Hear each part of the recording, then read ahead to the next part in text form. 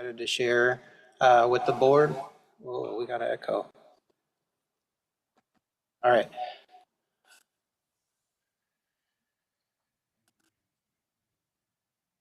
think she's getting there.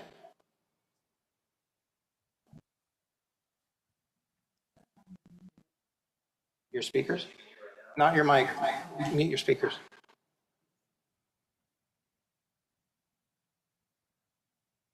Are we good? No, not yet. Okay. So yes, I am super excited about sharing a lot of information here.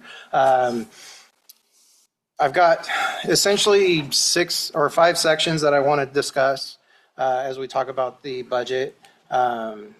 Really, in a nutshell, there is a very easy, too long didn't read version of our budget. Now that we actually have a framework that we're operating on, what we're doing with a budget is a school district will present the board essentially 5 numbers. We are a school district with 5 different funds. And so ultimately, the goal is for the board to pass a resolution authorizing a spending amount for each of those funds. And so the real quick and easy is, as we look at our budget for next year, we're projecting about $250 million of revenue. Within the framework and the guidelines of the framework, we as a district have made an operational budget that is 97% of that. And what I'm going to ask the board to do next meeting is pass a resolution that has essentially our operating budget of $243 million plus an additional $2.5 million of capacity. And we'll talk about that as we go along with the workshop. But that's really essentially the too long didn't read. And the point of the budget workshop is to essentially lay out the state of the finances that we are dealing with in Washington State as a Washington State school district, and also just have that conversation about what we're projecting and so forth. So I've broken this down into 5 different sections. Talk about essentially the main theme that I want to focus in on is choice and choices. School districts make choices that are dependent on the finances and the revenues that we bring in. We as a school district are responsible for being good stewards. We as a school district are responsible for making choices. And I would argue that human factor alone is why we have 10 school districts on binding conditions right now. One of them, you can maybe make an excuse because they've gone through 2 double levy failures. And that would be Kiona Benton. They just went on binding conditions. But other than that, the environment that we are operating in is something that is challenging, absolutely, but not impossible. And I'm going to show you how, I'll just kick into this, how choices can affect a school district negatively. This is our fund balance and what happened with us. In 14, 15, 15, 16, we had a double-digit fund balance. We were healthy. When I went on a tour talking about the financial framework, I talked about how I used to review school district finances. And to me, my flag went up when a school district fell below 8%. We did that in 16, 17. That can happen. School districts can have a big drop where you go from 12.63 to 7.83 like we did.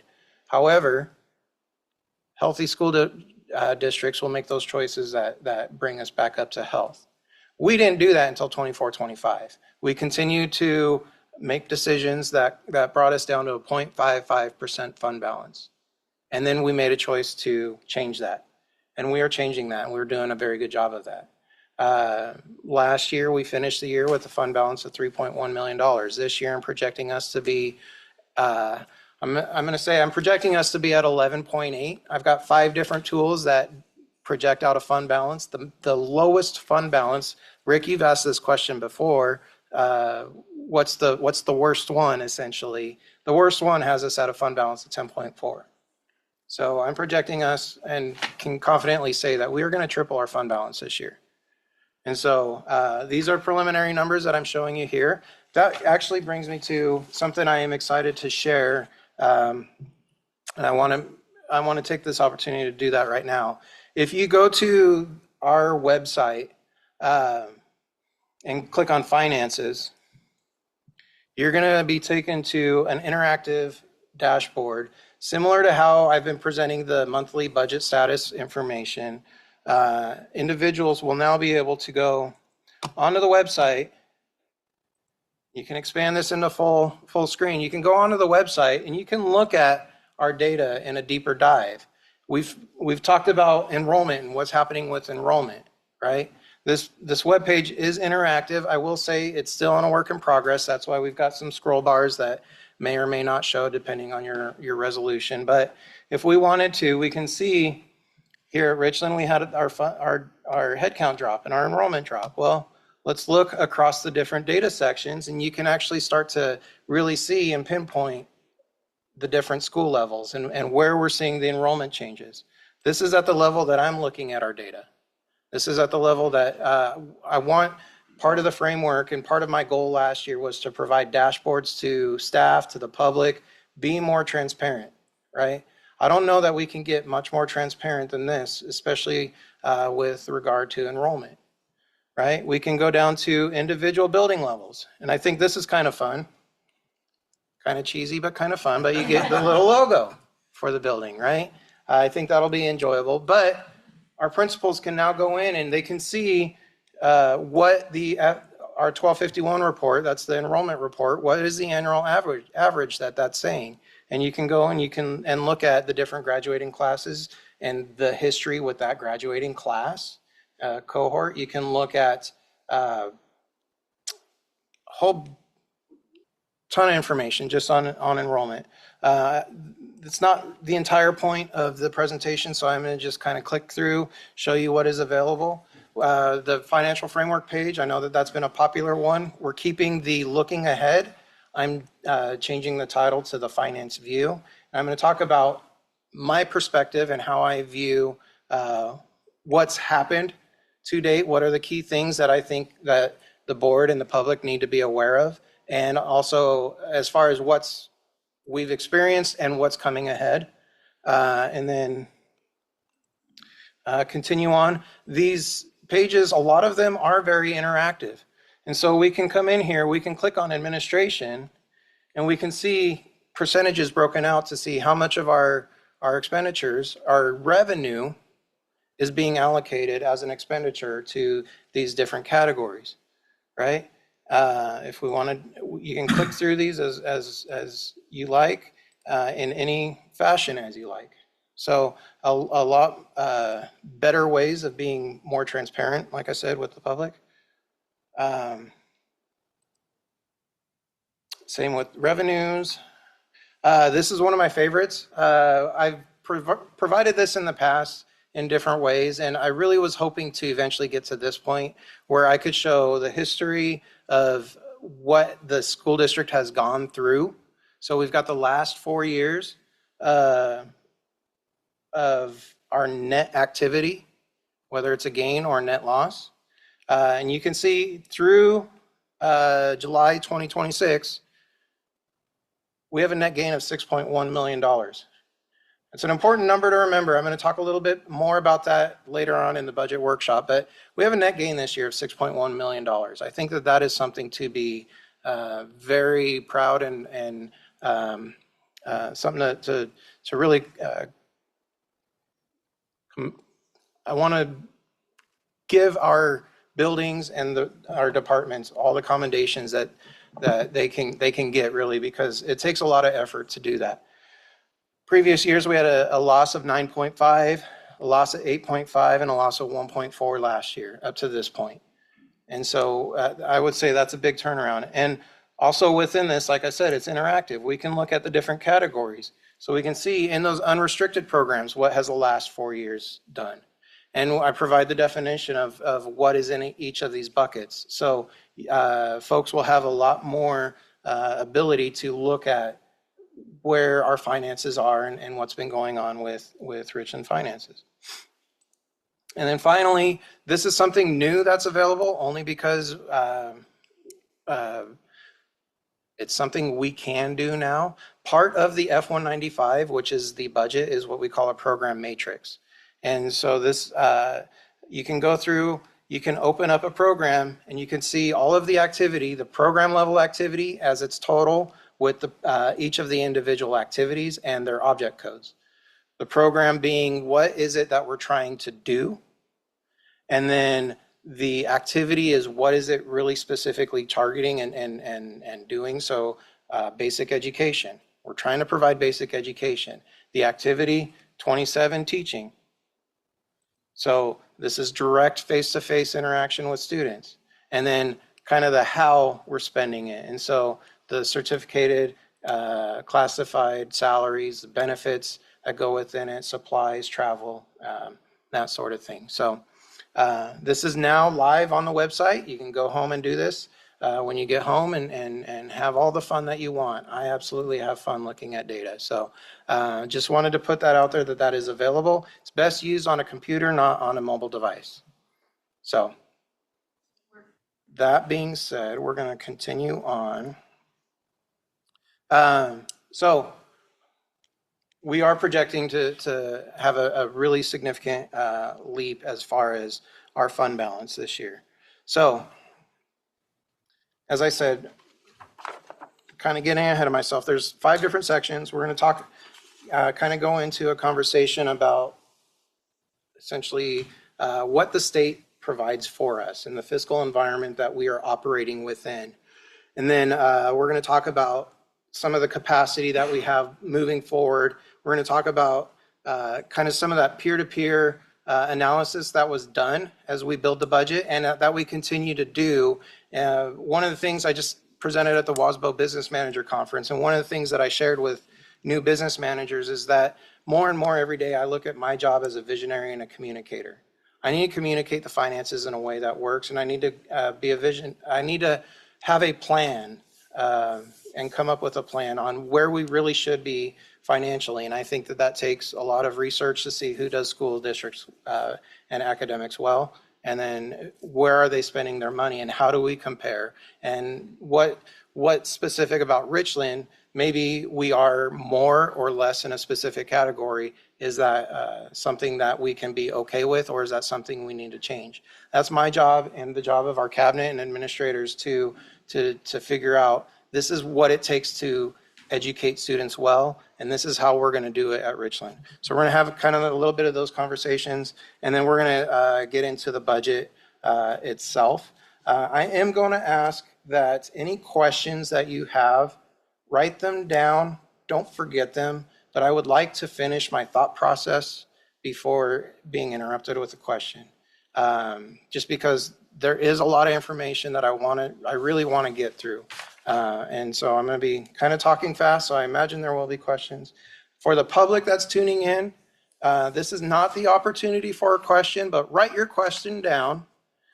We are going to have a public meeting. That's been a public hearing at our regularly scheduled board meeting that starts at 6:30. Ask your question then. You can tune in. We're going to make time available for you at that time. The public hearing is the opportunity for the public to relay their questions. We'll absolutely take your questions and see about how we need to address those. But at the workshop, this is kind of our opportunity to work directly with the board and communicate with the board. So I don't want to ignore your question. Write them down and share them. This question isn't for you, now that you said all that, but will they be able to talk and us hear them if they're online? There's a way for them to get through to us, whether it's chat or talking. Okay. Okay. So that being said,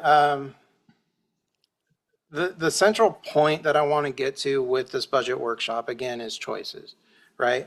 And so we need to understand our fiscal environment that we as a school districts in Washington State are operating within. And then essentially using that, especially for Richland School District, as we're trying to build back our fund balance, we don't want to lose the progress that we've made in building back our fund balance. And then we need to make deliberate choices as we move forward. And so I'm going to explain that here as we go on. So a lot of times we talk about the state funds basic education. And so I could go on and on about all the things for basic education and what that is, but I thought maybe if we really drill it down to the high school level, because ultimately I talk about providing the best educational experience. Here at Richland, we're trying to help our students not just have a basic level education, but we're trying to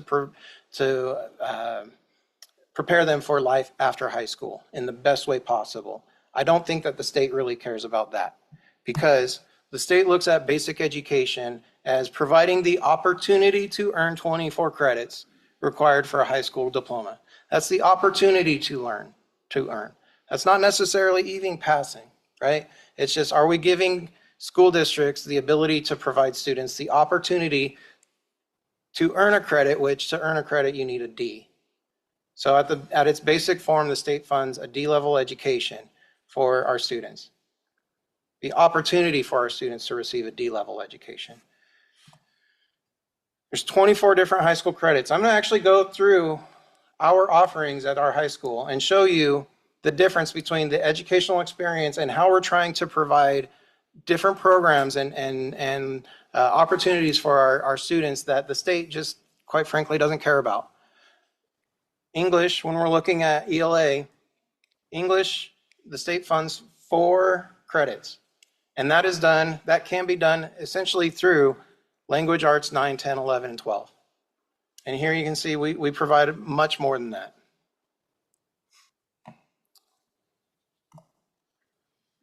When we look at math options, the state funds essentially just algebra, algebra 2, and geometry. That's it. That's all the state cares about. And you think of all the technical, especially in this area, you think of all the technical vocations. Is that going to cut it for our students? No. We provide them a much higher level and try and prepare them for much higher level math than algebra, algebra 2, and geometry. Science, same sort of deal. Science, state funds physical science, biology, and chemistry. That is it.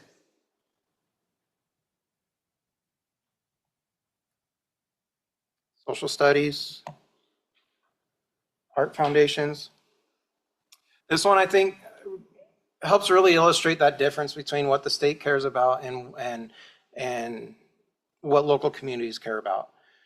Local communities care about the things that make students want to come to school, make students excited about coming to school, right? We provide that educational opportunity for them to grow in many different ways, especially here at Richland, where we're trying to help. We've got a wonderful music program. We've got a wonderful drama program.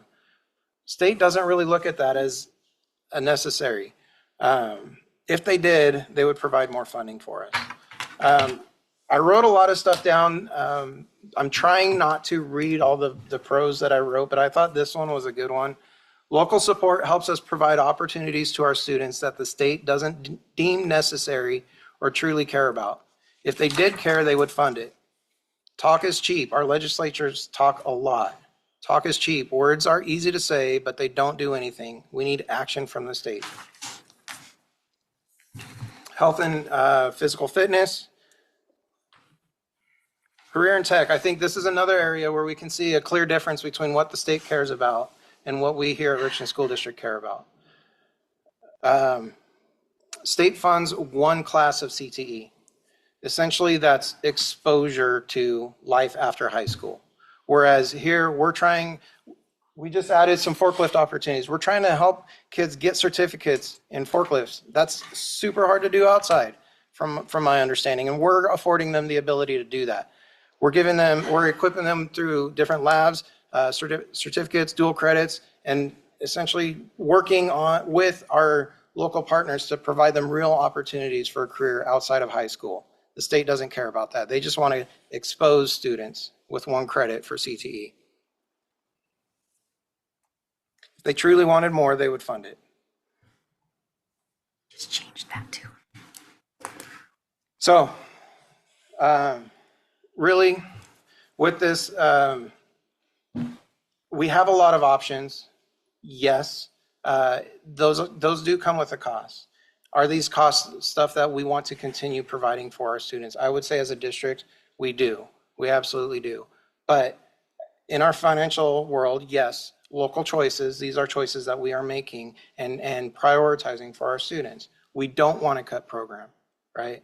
I would say with the help of our local levy, and I'm going to talk about that here in a little bit too, we're able to provide a lot of these opportunities.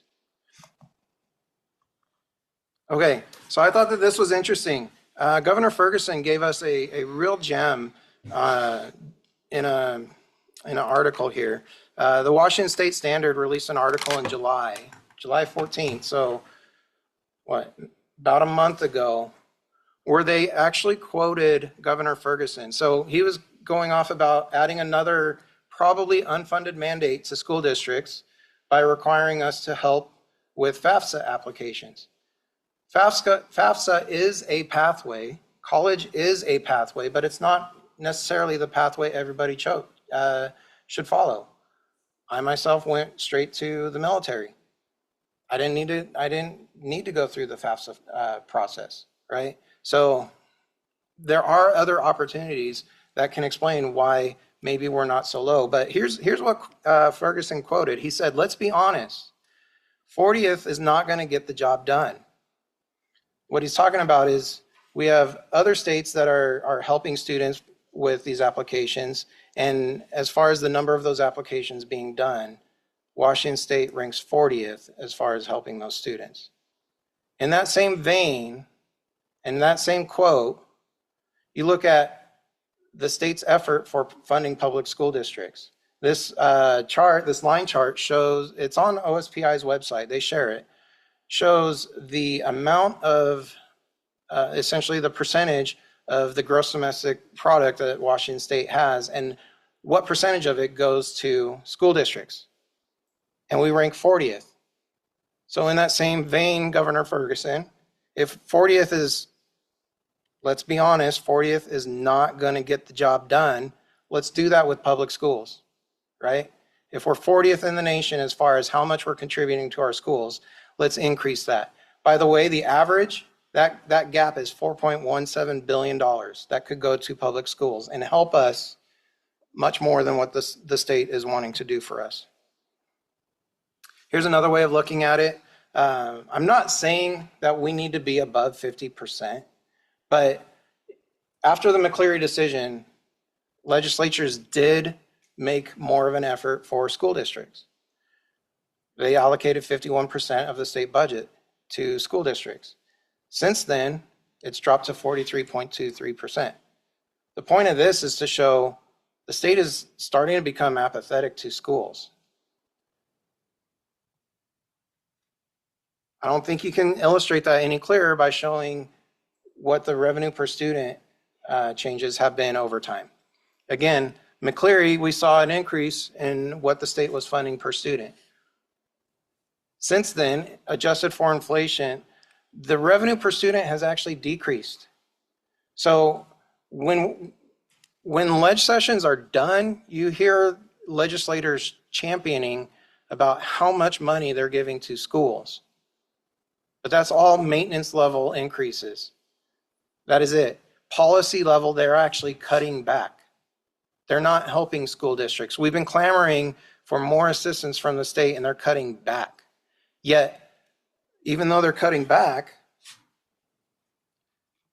we have unfunded mandates that have been put in place. We have increases in SEB costs. We have special education. We have kids that it seems the costs for special education continue to outflank the revenue that we receive in greater sums. We have MSOC increases. I'm going to talk a lot about MSOC here in a little bit, but we have MSOC increases that are increasing at the higher consumer price index rate. However, the state's only given us revenue increases at the implicit price deflator rate. Sometimes that's 4 or 5% difference. These are the things that we have to the challenges that we face with schools.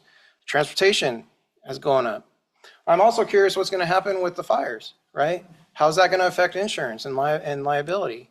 Because they're going to be making a lot of payments over there. Are they going to recover that through other sources, right?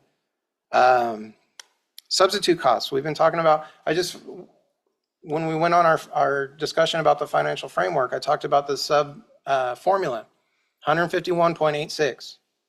That's how much dollars, $151.86 for 4 days just for teachers.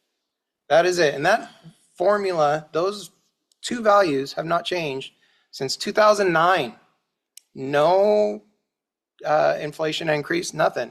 It's been 4 days, $151.86 since 2009, right? When we talk about the state helping school districts, that is the environment we're in. We only get $330,000 for all the sub activity here at Richland School District.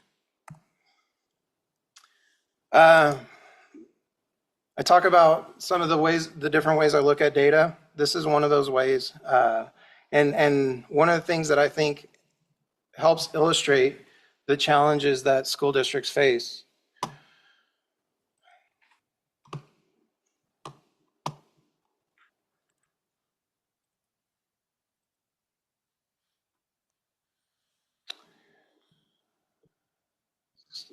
What's going on? Oh, that's fine.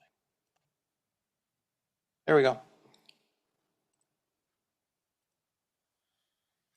So one of the ways I look at financial data is I pull in all the F196 information from the entire state. What we're looking at are school districts that are 500 students plus. Essentially, there's 178 different school districts on here. Where do we fit in comparison to those other school districts? So as you're looking at this, Richland is this it's a blue dot with a blue border shade around it. So as you're looking right now, what we've got shown on the screen is we're right essentially at that 15-day point and at the median as far as what we're looking at is special education specific. And what this is looking at is the amount of special education dollars we spend divided by the revenue that we receive for special education. Okay, that is the x-axis.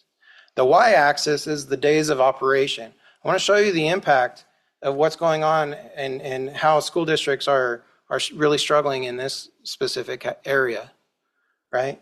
And so key things as we go through the next 4 years here from 21-22 all the way to 24-25, we have the median days of operation in 21-22 for 178 school districts, 500 students plus. Median days of operation was 46.17. We'll just call it 46. I've got two school districts that are outliers way over here. We've got Seattle School District. They were 170% of their revenue, essentially their SPED revenue was spent on special education, meaning that essentially 70%, that extra 70% came out of their fund balance or other sources. The state will say that they're funding special education because they're now actually requiring us to take it out of basic education. Just puts a further damper on what we can do. I just say, I'm still gonna show the special education revenue. I'm still gonna show that significant loss. We have an issue with funding special education. In 21-22, the median school district was spending 112% of their SPED revenue on special education. Seattle was at 60 days of operation. Bellevue was spending 184% on special education. That was coming out of their fund balance, and watch how they dropped. They had 30 days just 4 years ago. 22-23, you see the median days drop from 46 to 40. The median average as far as that expenditure to revenue ratio is 113%. Yes, we saw a little bit of help. They raised the cap a little bit. And so instead of at 113%, school districts are now at 105% in 23-24. But you see the median days of operation still dropped to 38. Seattle in 2 years went from 60 days to 30. I'm not saying that this is all because of special education, but I will venture to guess when you're spending 159% of your special education revenue, that is going to probably have a pretty significant impact on your days of operation. We here at Richland are still seeing that too. 23-24, we spent 107.16. These are meeting needs of the students. We don't get to make decisions on this. We have to meet the needs of the students. That is law. that we have to meet the needs of the students, and the state's not funding it. You see Bellevue went from 30, and now they're down to 7 days. And then 24, 25, Bellevue's on binding conditions. It makes sense that Bellevue has such a high special education. They've got great hospitals over there. If I had a high needs kid, I would probably be looking, and I really cared and could afford it, I would be looking to move over there. I'm sure there's a lot of people in that category that are having their kids go through Bellevue because of the different hospitals that are available to them. Same with Seattle. Do they get to make the choices to say no? No, they don't. They have to serve those students. It's what all schools in Washington State have to deal with. We serve the students in our district. All right. Moving on.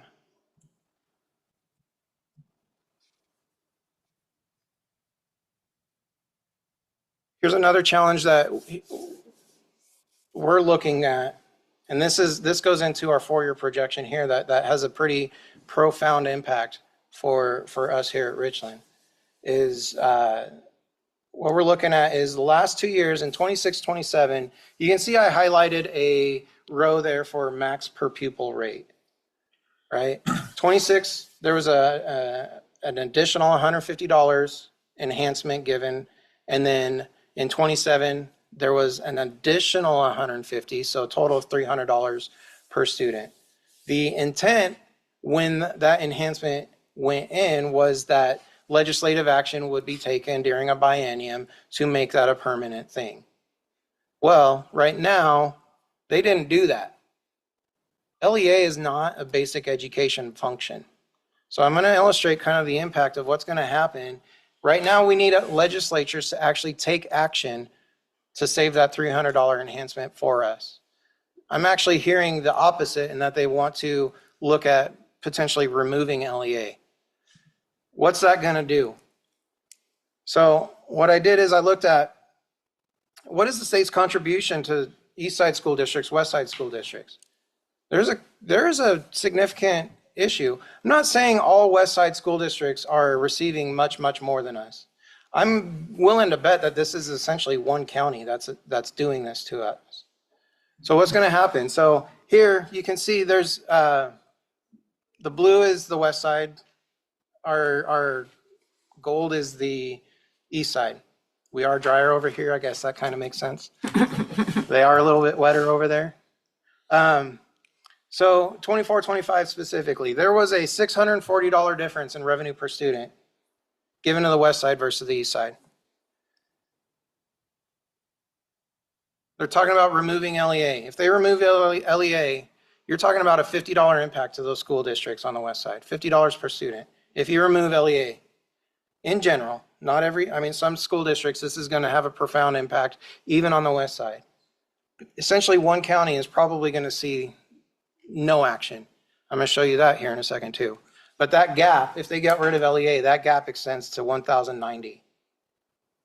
Takes legislative action to keep this from happening.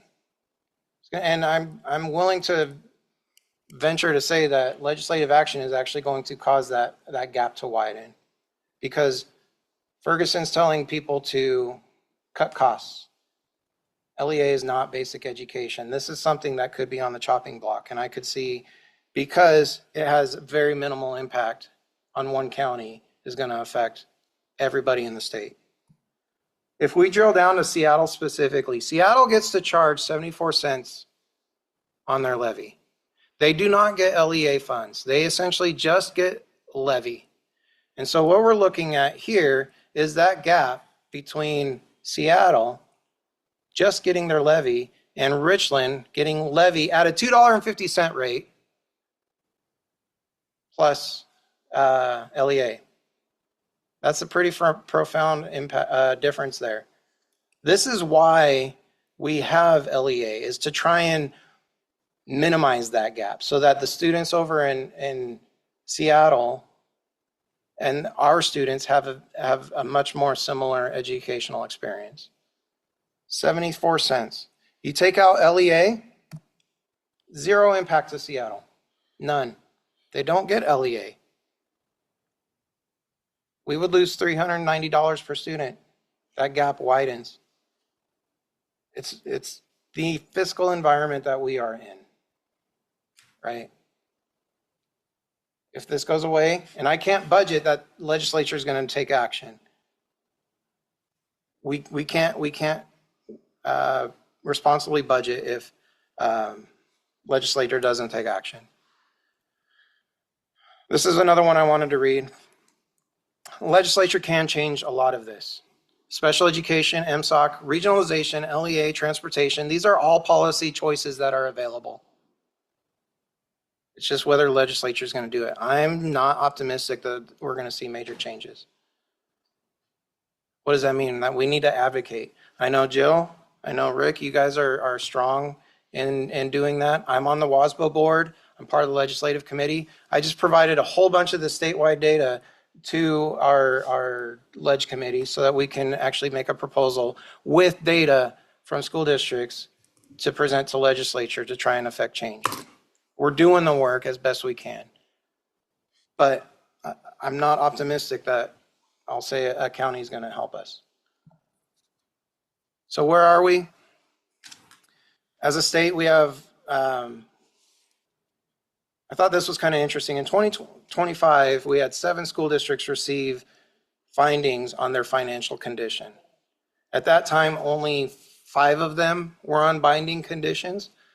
Since then, another one that received a finding has joined those ranks. You can look at Tacoma. Tacoma, they've been dropping. They went from 30 days to 11 to 7. I'm curious if they're going to make it this year or not.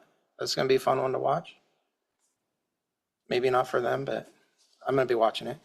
2026, we had 14 of the findings that I was able to see. We had 14 school districts receive an audit finding. We were one of them, and we deserved it. I would say we absolutely deserved it. When our fund balance gets down to 0.55%, we absolutely deserve a finding for our condition.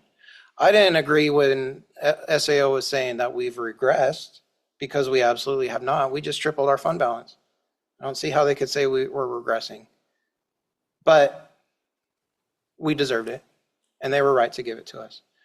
And so the state, currently we have 10 school districts on binding conditions, or we had 10 school districts. LaConner and Tukwila have both come off binding conditions. And I have looked at what Tukwila did. They essentially made significant cuts. They went all in to try and build back their fund balance as fast as possible.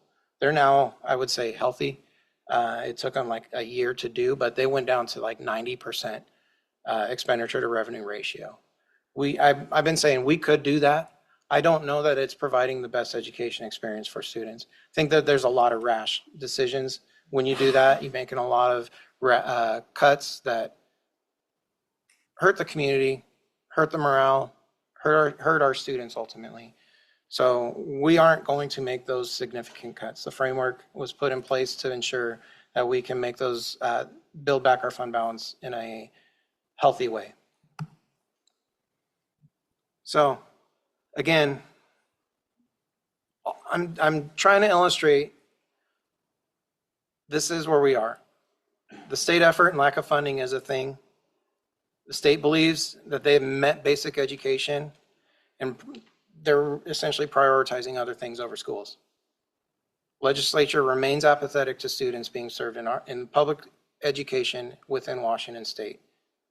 They can say all they want, but talk is cheap. We need action to help school districts in Washington state. This is all a thing. This is the environment that we are in. We need to adjust accordingly. We need to make good choices. We have been making those choices. So as I project out our 4-year, I'm actually going to stop there. Are there questions? Yeah. Go. Just 2. So you said $330,000 is how much we get from the state for substitutes. How much do we spend, roughly? Roughly $6.5 million. Right. And I believe that, if I am remembering my number, that is in the unrestricted category. It's either a total of that, or it could be more, but covered by other programs, state and federal. Right. It is a significant amount, though. And then you said we can't responsibly budget if the legislature doesn't take action. When you're talking about LEA, what does that mean? I cannot, it would be irresponsible of me to imagine that the state will budget in that $300. So I am, because it will take legislative action to put that back, I am, in my projections, removing the enhancement and so essentially reducing our revenue For this fiscal year. for this fiscal year. And as we project out the next 4 years, it's not included. Okay. It would be irresponsible of me to include that, thinking that they're going to put it in, because I just think that that's a fanciful idea. Okay, I agree with you. Yeah. And then the other one isn't a question, just the FAFSA thing feels to me like the governor's encouraging families to get into debt. Because part of the FAFSA is I have to give them all of my information as a family. That doesn't seem like it's an educational thing. Yeah. It is a pathway, but it is not the determined pathway. And quite frankly, there are others that students might look for that could earn more than a college degree could earn them. I agree. And I did the military as well. Those were my two questions, though. I have one question. You were talking about how the state provides an opportunity to get 24 credits for graduation. When students fall behind and have to make up credits, I mean, these programs that we offer, like summer school and those types of things, is that funded at all by the state? No, there are some, we'll get some additional funding. Learning assistance is meant to help try and bring those up. We've got some title funds that deal with credit retrieval and stuff like that do that. We have to do that through other grants that the state funds the opportunity, a one-time opportunity for a student to get that credit. Mm-hmm. Yeah, that's a good question. I have a whole bunch of questions, but I'm going to let Katrina, Katrina, I know you're online. Do you have any specific questions right now? Why don't you ask yours, because she's got to chat those through, so she might be typing those Oh, out. so she's not, so she's She only can't- texting? Yeah, she Okay. can't talk, so why don't you ask them, and then she'll send them in, and then, Okay, perfect. There's nothing yet. Nothing yet, so. While Jill's looking that up, I did have one more. I was going to save it to the end there, but you had talked, or you showed on your little scatter graphs there, revenue per student. We were pretty low comparison to other. Is that coming up? Did I jump that's ahead? going to be another section. I'm sorry, I read it. You're good. You're good. Oh, wait, So I was going to say Three maybe more sections. go ahead and finish through, and then let's come back through and ask the questions, because you might answer some of them Okay. as we're going along. Katrina did have a question. She asked, how does the income increase next year from this year? Does that account for levy? Yes. Yeah, we are going to see, trying to remember, our levy rate last year for the general fund was like $2.10. And we are going to be maxing out at 250. However, the assessed value didn't go up as much. And so the levy number, there is going to be a rollback. And so I'll explain like what a rollback is, what that means. But essentially, we aren't going to see, when we talked about 43.8, I think is what we had discussed about for year one. We're going to see less than that for levy, but it is still a large help. And also LEA that we are receiving next year is also projected to be about $8 million for next year. And then it's going to start dwindling fast. Okay. So What do you mean by it's going to start dwindling fast? that goes back to that $300 enhancement and how we're losing that. Okay. And if we're projecting growth, like we had talked about with the levy, it affects the LEA as well. Okay. So what I'm showing on this slide, I'm going to move on, and I'll just go through the rest of the presentation, and we'll address questions at another point here. But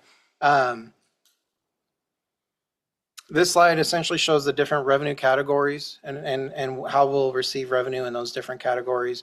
Above it, I've got the enrollment numbers. The point of this slide is to essentially show projecting out, because we have the framework, it's actually relatively simple to do a much better job. Rick, we've talked about the 4-year budget kind of being a garbage idea. Because we have the framework, it's not, I would say, so much of a garbage idea. It actually provides us some mileposts. And if we stick to the framework, what can we reasonably project, right? And so essentially what I did with the revenue projections, I took what we're budgeting for those revenue line items, divided it by the number of students to get a revenue per student for that category, increase that by IPD, that the state OSPI has provided projections for IPD for the next 4 years, and then multiplied that by our student count to account for the student drop. That's essentially what I did to come up with our projections. After that, so we've got our totals, we implement the framework. When we built the budget, this is kind of important to share right now. When we built the budget for next year, we built it at a time where we were projecting to be under 15 days. It was real borderline. I was telling the cabinet as we're hashing it out as far as getting down to 97%. We could very well get to 15 days. Should we just budget at 97.5? I'll tell you, cabinet was amazing in sticking to the framework. You're saying we're going to be at under 15, we're going to stick to the 15. Framework says 97. So we budgeted at 97. We're actually going to be able to go up to 97.5. That's where the additional capacity can come in. We'll talk about that later. Anyway, 27, 28, we should be in a position to budget 98%. Moving forward, we're going to be at 98% until we get to 60 days. So it's relatively easy. And again, this is where the too long didn't read version. What I'm asking for is at our next board meeting, I'm going to present a resolution, $250 million times that 97%, or $243 million, and then an additional 2.5 million in capacity. That is ultimately all of this conversation that we're having. I want you guys to be informed of the environment that we're working in, but ultimately that last number is what we're going to budget as far as an operational budget. Okay. And then moving forward, you can see that net activity. Also with that conversation though is how does that get broken out? So increasing payroll by IPD, right? So our payroll expenditures are likely going to go up by IPD. That's the way it is. And so when we have our total expenditure number, we remove our payroll, that essentially tells us how much we have for MSOCs. It's actually super easy to budget out a 4-year plan now, right? Fitting it all in all the different categories, that's where my job gets interesting. But really, we're looking at that last number as we project out 4 years. We are going to be healthy, but what does that look like? And so here I'm showing this is essentially the difference on the MSOCs. And what ultimately is important is right here we have potentially available funds, about $1.8 million.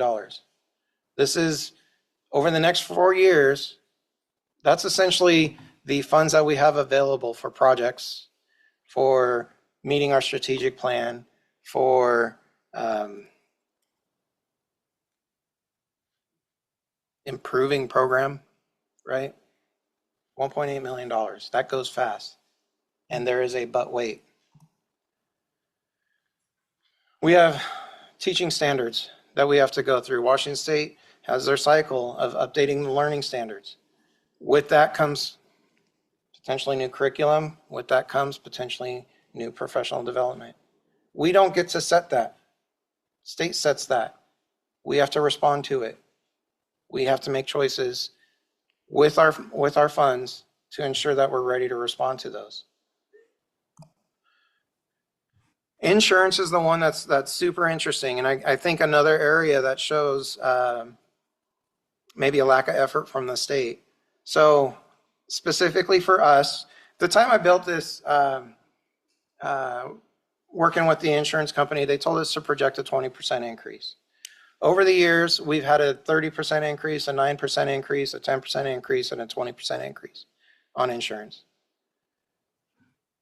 The actual number came in just a little lower, like $50,000 lower than this. So we're still spending about $3.8 million on insurance next year. How that's kind of interesting is when you look at the actual difference in our insurance increase, like costs, the increase that we have to spend on our liability insurance, this is just liability insurance. The difference this year is $640,000. Our total MSOC increase that's supposed to cover insurance, that's supposed to cover utilities, supplies, professional development, curriculum, is only increasing by $225,000. Our total MSOC increase is only covering a third of our insurance increase. You could say, well, let's switch insurance companies. We could do that. There's only one other one to pick from because all the other ones are leaving the state because of the environment that they have to operate in is becoming too costly for them. And oh, by the way, the state is authorizing an additional $1 billion in liability spending authority because they're going through the same issues. They gave themselves money, but they're not giving school districts money. So another challenge that we have eating into our fund balance. I said we could go to another insurance company. That insurance company, some of their school districts received a 60% increase on their insurance this year. They went through, they budgeted, they made cuts, they cut staff in order to meet just the estimate that they were received in May. And then a week before WASBO, they were given, no, it's not that, it's a 60% increase. They have to cut more staff or they're going to go on binding conditions. It is the environment. I thought this was a good point. This statement came from OSPI. Washington's definition of fully funded education appears to be a system where districts survive only if enrollment grows, costs stay flat, and nothing unexpected happens. And we know in reality that that's not the way it is.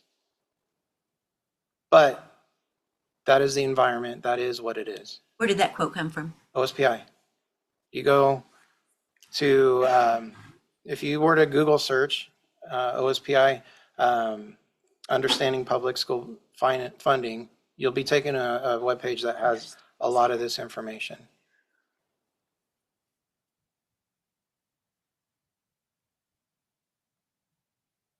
Kind of about this too, that I wanted to share. Enrollment decreases, but our liability insurance doesn't care about our enrollment decreasing.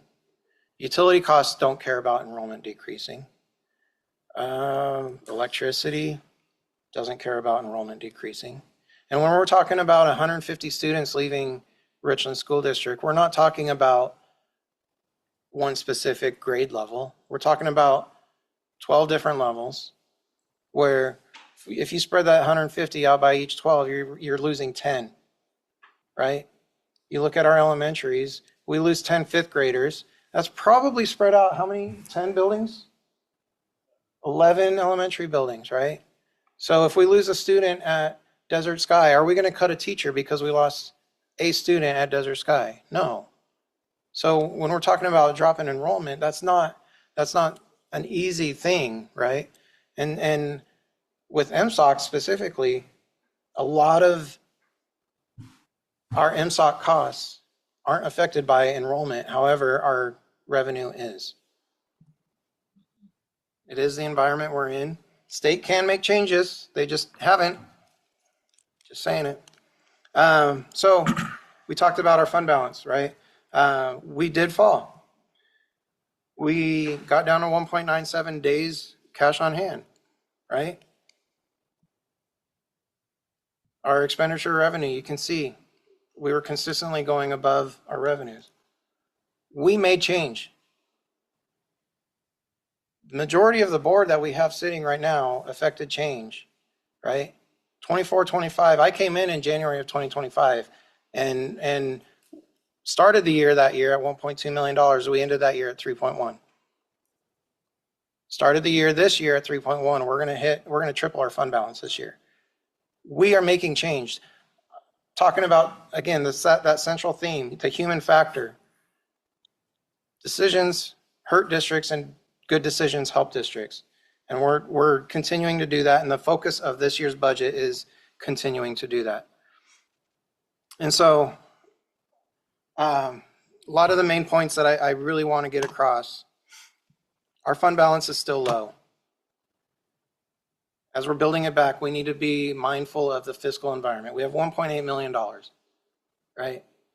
We need to be mindful of this fiscal environment that we're in building back our fund balance. That $1.8 million is probably going to be eaten up by insurance over the next 4 years. It's probably going to be eaten up by special ed. It's probably going to be special education all the way through. It's probably going to be eaten up by utility costs, right? It's probably going to be eaten up by a lot of other things, transportation. Are we going to be able to affect program changes? Conversation that we need to continue having. Another point I want to make, and this goes for all school districts, not just us, but I think because of the fiscal environment we are in, I think it is irresponsible for school districts to not live as if we're a family living paycheck to paycheck. Our revenue is low, and it does not look like it's going to increase and get better. So Dan, you were talking about looking at a lot of this stuff and being kind of dismal and solemn. I think we can still do an excellent job with the funds that we have if we just continue to be responsible with the funds. And we've proven that yes, we weren't maybe in the past, but we've proven that we're changing that around. We have growing demands. I just talked about the rising costs. And I think the thing that I wanted to really impress, and I think, again, this is a issue that I saw when I was at ESD 123. You have school districts that have all these grand ideas and want to affect change for students. It's absolutely the right thing. We all have the right heart. We all have the right passion. We all want the best for our students, right? And so we want to find those programs and those opportunities that expand that experience for our students. However, there's a cost to that. You can have all the heart, we implement program, but then if we don't have the capacity to help those actually doing the work, that heart and passion goes away and we start seeing burnout. And that's what we really need to try and, I would say right now, look at. We have $1.8 million that's going to be eaten up. We need to be fiscally responsible. I will say, I'm optimistic that we will see change in the next 3 biennium. I think we have to see change. I think Seattle probably is not going to make it 3 biennium. Tacoma is showing they went from 30 to 11 to 7. OSPI's, I think, last I heard, OSPI is projecting about 20 school districts to be on binding conditions by the end of this year. Change is going to happen. We need to survive and maintain until then. We still have a fund balance. We're going to, Jill, I don't think you were here and projecting us to be at 18 days right now. Again, 30 days is a D. We still have a low fund balance. We need to be building up. We are going to be at a point where we can do more for our students. We all want to do more. We just need to ensure that what we do now, we do well. We focus on doing that very well. And then as we build, I don't want to stretch us so thin that we don't have the capacity to ensure that new programs that we implement are not done well. Because we want to be a lighthouse. I want to be a lighthouse district as far as financials. I want to show how you can go from nothing to being the top. And I want us to do that with education too. And I think we can get there if we're responsible with how we spend our dollars. Mm-hmm. So, Dan, you had the questions about the scatter chart, and I'm gonna go through that here and maybe answer some of your questions. 24, 25, this is where we were at. So Jill, I don't know if you were here. Richland is this little blue dot with the shade. Tried to highlight us a little bit better on this chart. This is 178 school districts, 50 students plus, or 500 students plus in the state. Days of operation, this is essentially school district's liquidity and revenue per student. What I want to show here is you can see we're in the lowest, this way, the x-axis, we're in the lowest 5th percent as far as revenues per student. A lot of that is our demographics. Some of that is some of the choices that we've made in the past. I'll point out our K-3 ratio specifically. We could have done a better job of getting at 17. That would have given us more enrollment. Brian and I are really concentrated on that and doing a good job. We focused on that. I got here January. We had a conversation right away about our K-3 ratio, and we've been fixing that. Question. Yes. So what that, I'm trying to grasp what you just said. So what that says is we're one of the lowest in school districts that get money Correct. in the whole state Correct. Okay. Of this size. of our size. 500 students plus, 178 school districts out of 296. Okay, so and you mentioned that being demographics and things. So Central Valley and Spokane is similar in size to us. Yes. Similar in demographics to us, similar in a lot of things. Do you know where they are I on do. that? I know. Maybe. I just got to find the right tab. I mean, he does know his number.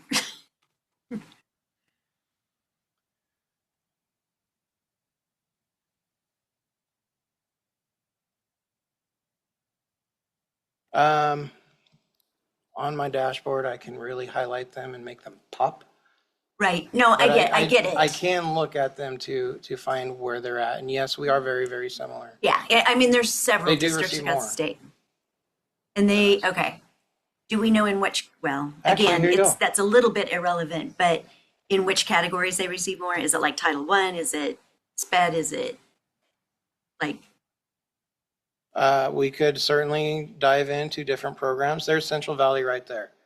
So they're just under the median. For East Side school districts, right? which I don't know if you were here, East Side school districts receive less money, $640 per student less money than the West Side does.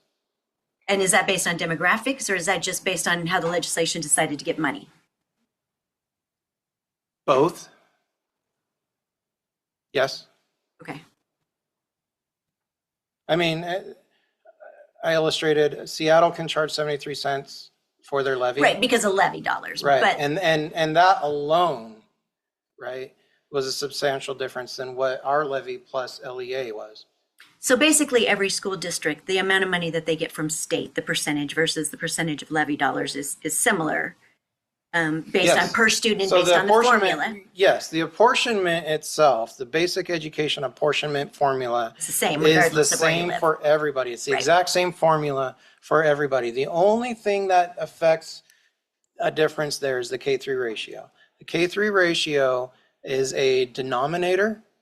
And so when your denominator is higher, your value, I think the quotient is lower, Right. right? And so And that's a decision That that is we as a- a district make. that is the only part of the funding formula that a district can affect. Okay. And Brian and I are highly focused on ensuring that we optimize our K-3 ratio to expand and ensure that we're not leaving those Money on the dollars the out. based on the Correct. ratio of It students. does to which- require a cost because we do need to staff, but when the you- revenue we receive, If we're it going to actually, supersedes- it kind of is funny. Total revenue, we actually do get more money. Right. In apportionment, we actually receive less if you do the comparison.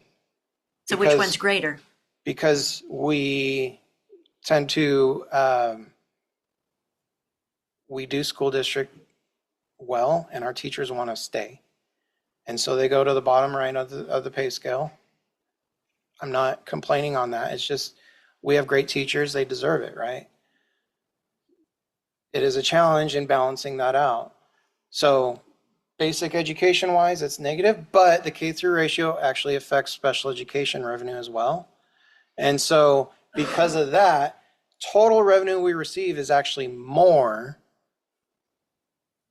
I hope that Right. makes So sense. so basically, by doing the ratio K through 3, we get additional money.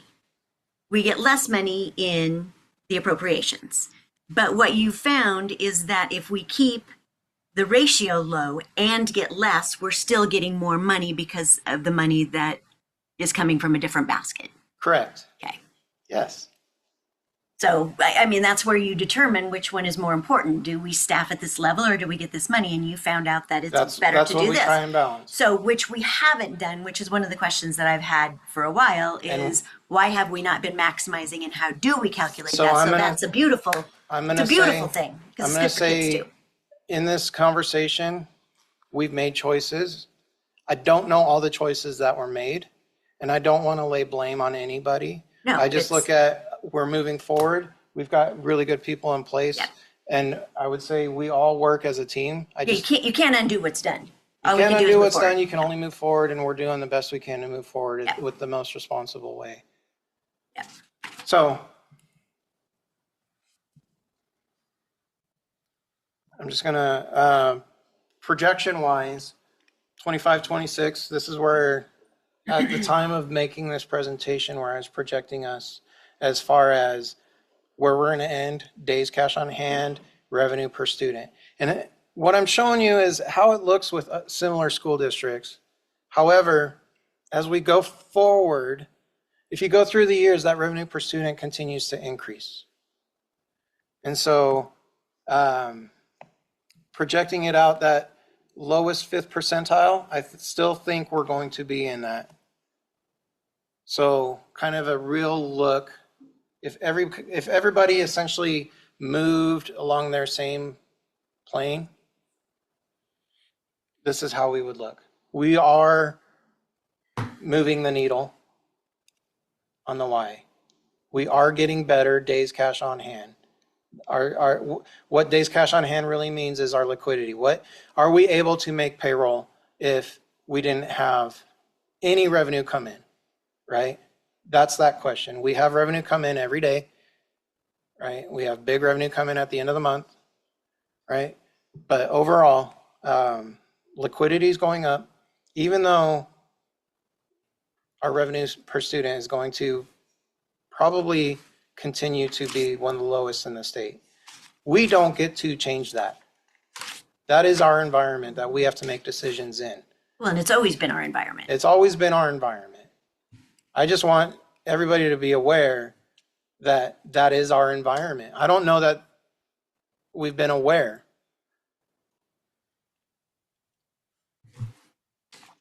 It's not this slide, but I do make a comment about that here coming up. But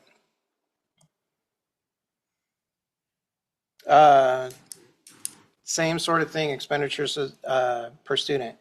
Same look, just instead of revenue. Again, because our revenue is so low, our expenditures per student are going to be so low, right? So a lot of times I look at, of the revenue that a school district receives, how much of it is going to a particular category? How much of it's going into basic education? How much is it going into that teaching activity? You saw the dashboard. I could play with that all I want. How much of it is going into basic education? 27, 2,000. That is basic education teachers.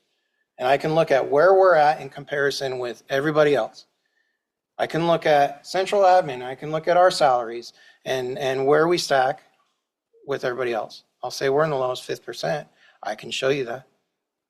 So moving with expenditures, again, we're going to still be in the lowest 5th percentile. We're making better decisions and focusing as we work on our framework.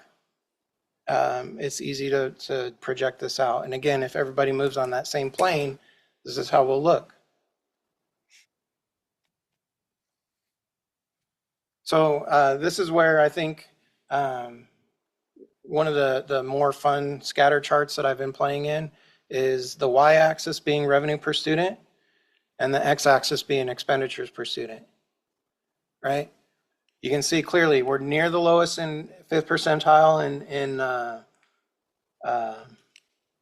expenditures per student, and we are in the lowest 5th percentile for revenue per student, right? Key point in this, our challenge is not to pretend we have resources of a high revenue school district, right? We can't operate like a Clover Park and even a Seattle and these districts up in here that are making a ton of money, right? We just can't. And I think when we talked about the levy, I think we talked about how even Richland or Kennewick and Pasco, they receive some federal dollars that we don't get. They receive state dollars that we don't get. Yet we are still trying to provide a lot of the same programs that we don't receive the funding for like they do. We're funding that out of basic education. That is a choice that we made, right?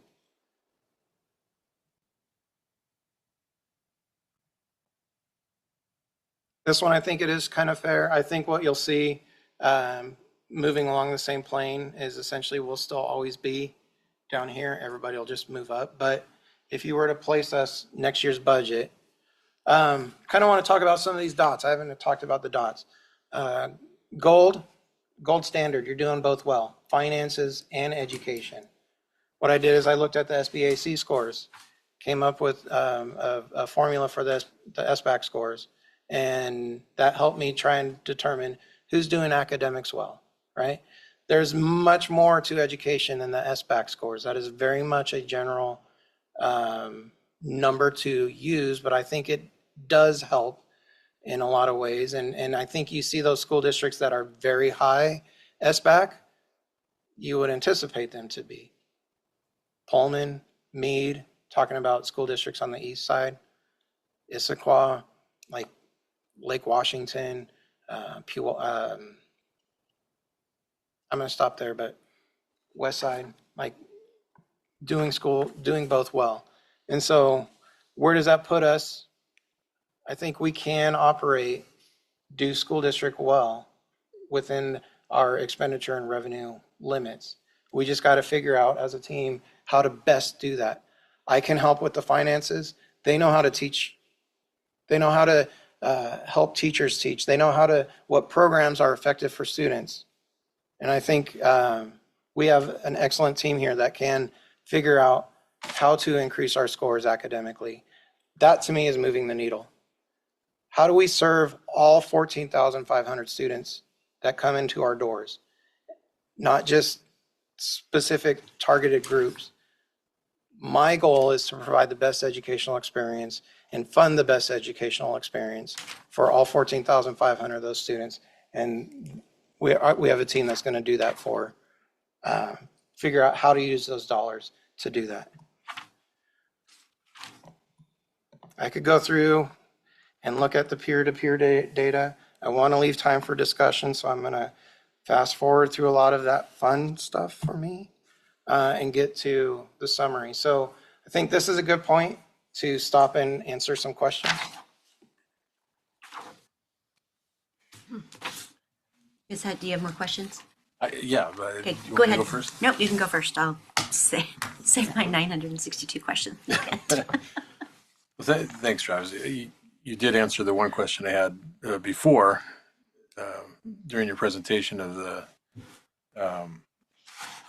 revenue per student scatters there. If you remember, I had asked you about that last winter, about the revenues per student that we were getting. So, and you told me before about the K-3 ratio. So I did know that. And so my other question that I had, the one you answered, was that were there any other things that we could control? And you said no, there's nothing else we can control in that formula other than that ratio.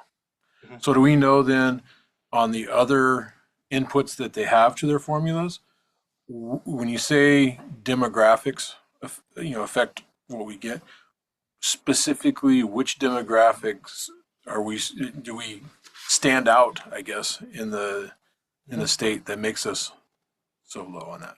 Yeah, census data and essentially the salaries that are in our school district, the poverty rates. Those don't affect the unrestricted apportionment formula. It doesn't affect the formula for our career technical education.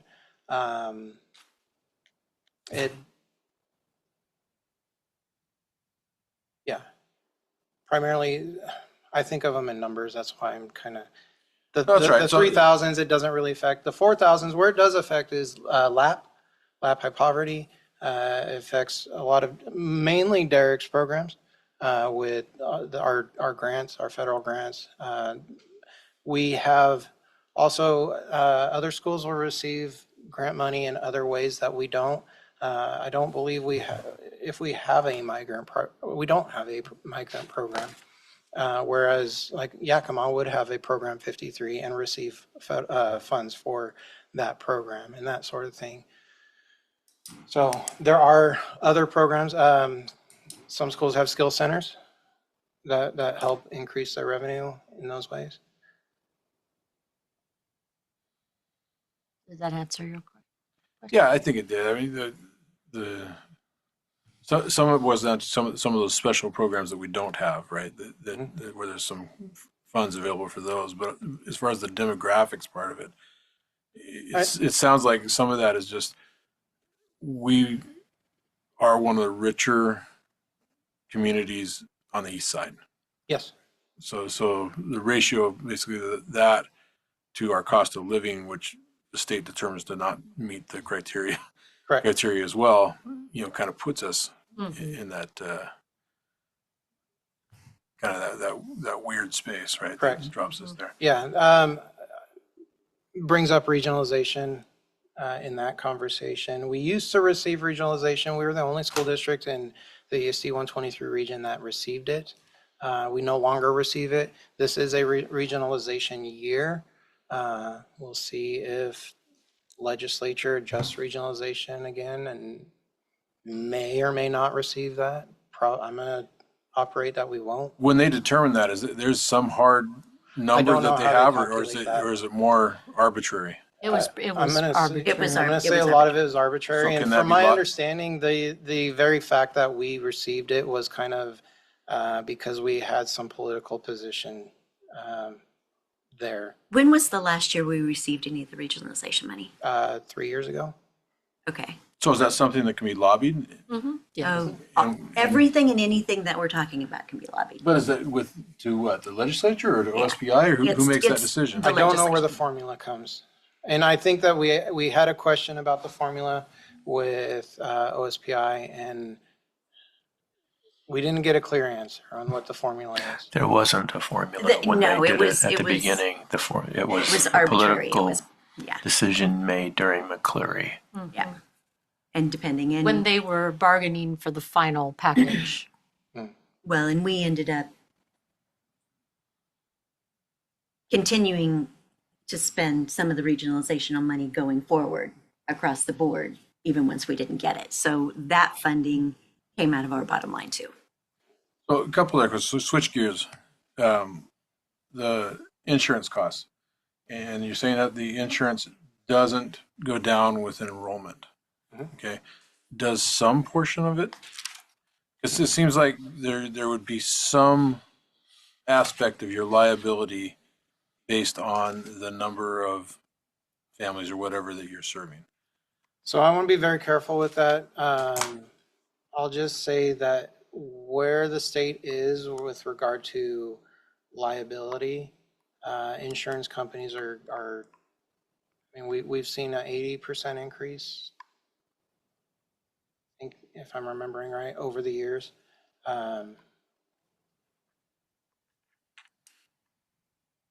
No, where I'm getting 80%. Our total MSOC increase has only covered 80% of the increase on our liability insurance. And no, I'll just say that the state of liability within Washington State is one of the worst for those companies to operate in and provide support for. All right, so I had two comments, not questions, but when you're doing your scatters there and you started talking about school districts that do well, Hmm. it would be interesting to see that scatter because I think we do very well if you did Come the visit. scatter of SBAC versus expenditure per student. Come visit. We'll play in that all day. Yeah, I think that would He be a does. fun one. I He think does love to do that. I think we would I think we'd come out pretty good on that one. Yeah. For sure.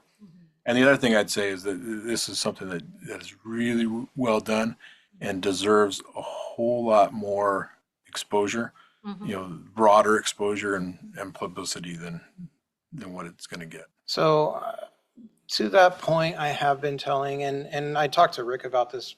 I do somewhat hope that this conversation, it is being recorded. I do hope that it does essentially kind of go viral in our community of school districts.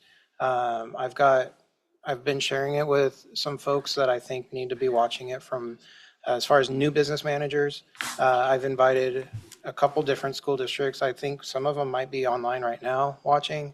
And I believe that they're going to be sharing it with their boards if they're not watching. And so in a lot of ways, I'm trying to present this information. That's why I'm talking about school districts in general. We are included in that, right?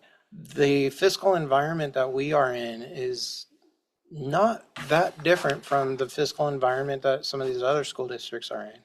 And so I do hope that, I mean, we invited legislature. I want legislature to watch this, and I hope it goes viral amongst the legislature about what the impact, they want to know what that impact is for schools and what are we seeing. This is us making a budget for next year within the fiscal environment that they are providing for us, right? And I say, I'm not putting all the blame on them. We make choices. We have to live within that environment. I think we can do that. It's just continuing to be more and more of a challenge. And what we can provide to our students keeps getting essentially brought back down to what the state values, and the state values of D-level education and basic areas where we're trying to provide the best educational experience and the best preparation for post-high school that we can provide. Thank you, Travis. So, I wanted to make a comment, just to your point, Dan. So under the direction of our amazing CFO, Travis, we are quickly becoming a model district for how to navigate the deficiencies of the funding of our state. How do you navigate in looking ahead? And so we are getting a lot of calls. People are very interested in the framework. And I just want to compliment Travis again for great work and wanting to come work in the Richland School District. So thank you. Mm-hmm. Do you have any questions? Dan asked the question I was going to ask. Go ahead. Okay. I've had some time to sit around and go through this, and I think the first thing that I want to say is yes, this financial framework is perfect. The thing that I want to have a little bit more of a conversation about is how does this framework affect our students, and how do we know that this framework is going to bring our students to another level? Mm-hmm. So some of the questions that I have, we are determining the fiscal responsibility of our district based on what our fund balance is. That's fantastic. And we need to stay within those budget guidelines. But what are we doing and what are we utilizing to understand what the impact is on student outcome based on what we're spending dollars on? I know that you and Brian are doing a great job in really looking at and evaluating what those levels of teaching need to be, how we can maximize the most amount of revenue. Uh-huh. But my concern is what are we doing and how are we evaluating what our decisions have on our students? Sure. So with that, let me give you some questions. And you don't have to answer these questions right now because a lot of them I think you might have to go and play in your, but you might know some of them right off the top of your head. Because one of the things that we're doing this for is to be able to evaluate and look at how this budget is going to impact next year and how this is going to impact our decisions over the next several years on what students have available and what they don't. So one of my questions is when we look at this budget, what are the three or four assumptions that you have that allows our fund balance to go from 1.33, which we are right now, to the 13% that we want to have at the end of the year? And what poses our greatest risks during that time period? Is it enrollment? Is it IPD? Like, what is that? What are those assumptions? Sure. Organizing my thoughts here. Okay, so as far as projecting out revenue, I think is one of the, in a complicated environment, it's actually something that is probably easy. I'm struggling saying it, but it's probably easier to do. We have tools that OSPI provides us. We have an F203 that provides us what our apportionment is going to be based off of enrollment, right? And so, yes, enrollment assumptions are always a wild card. And specifically this year, other than COVID, we have not ever seen a drop in enrollment from year to year to year to year. Never in the last 20 years. Mike Sando from OSPI sent me the last 20 years of total enrollment. And Right. So we know it's every we know it's year- reality. well, the thing is we try and do trend analysis. We have a typical cohort, right? And we try and be mindful of it. This year is the first year where where we had a loss. You would never project that in a trend.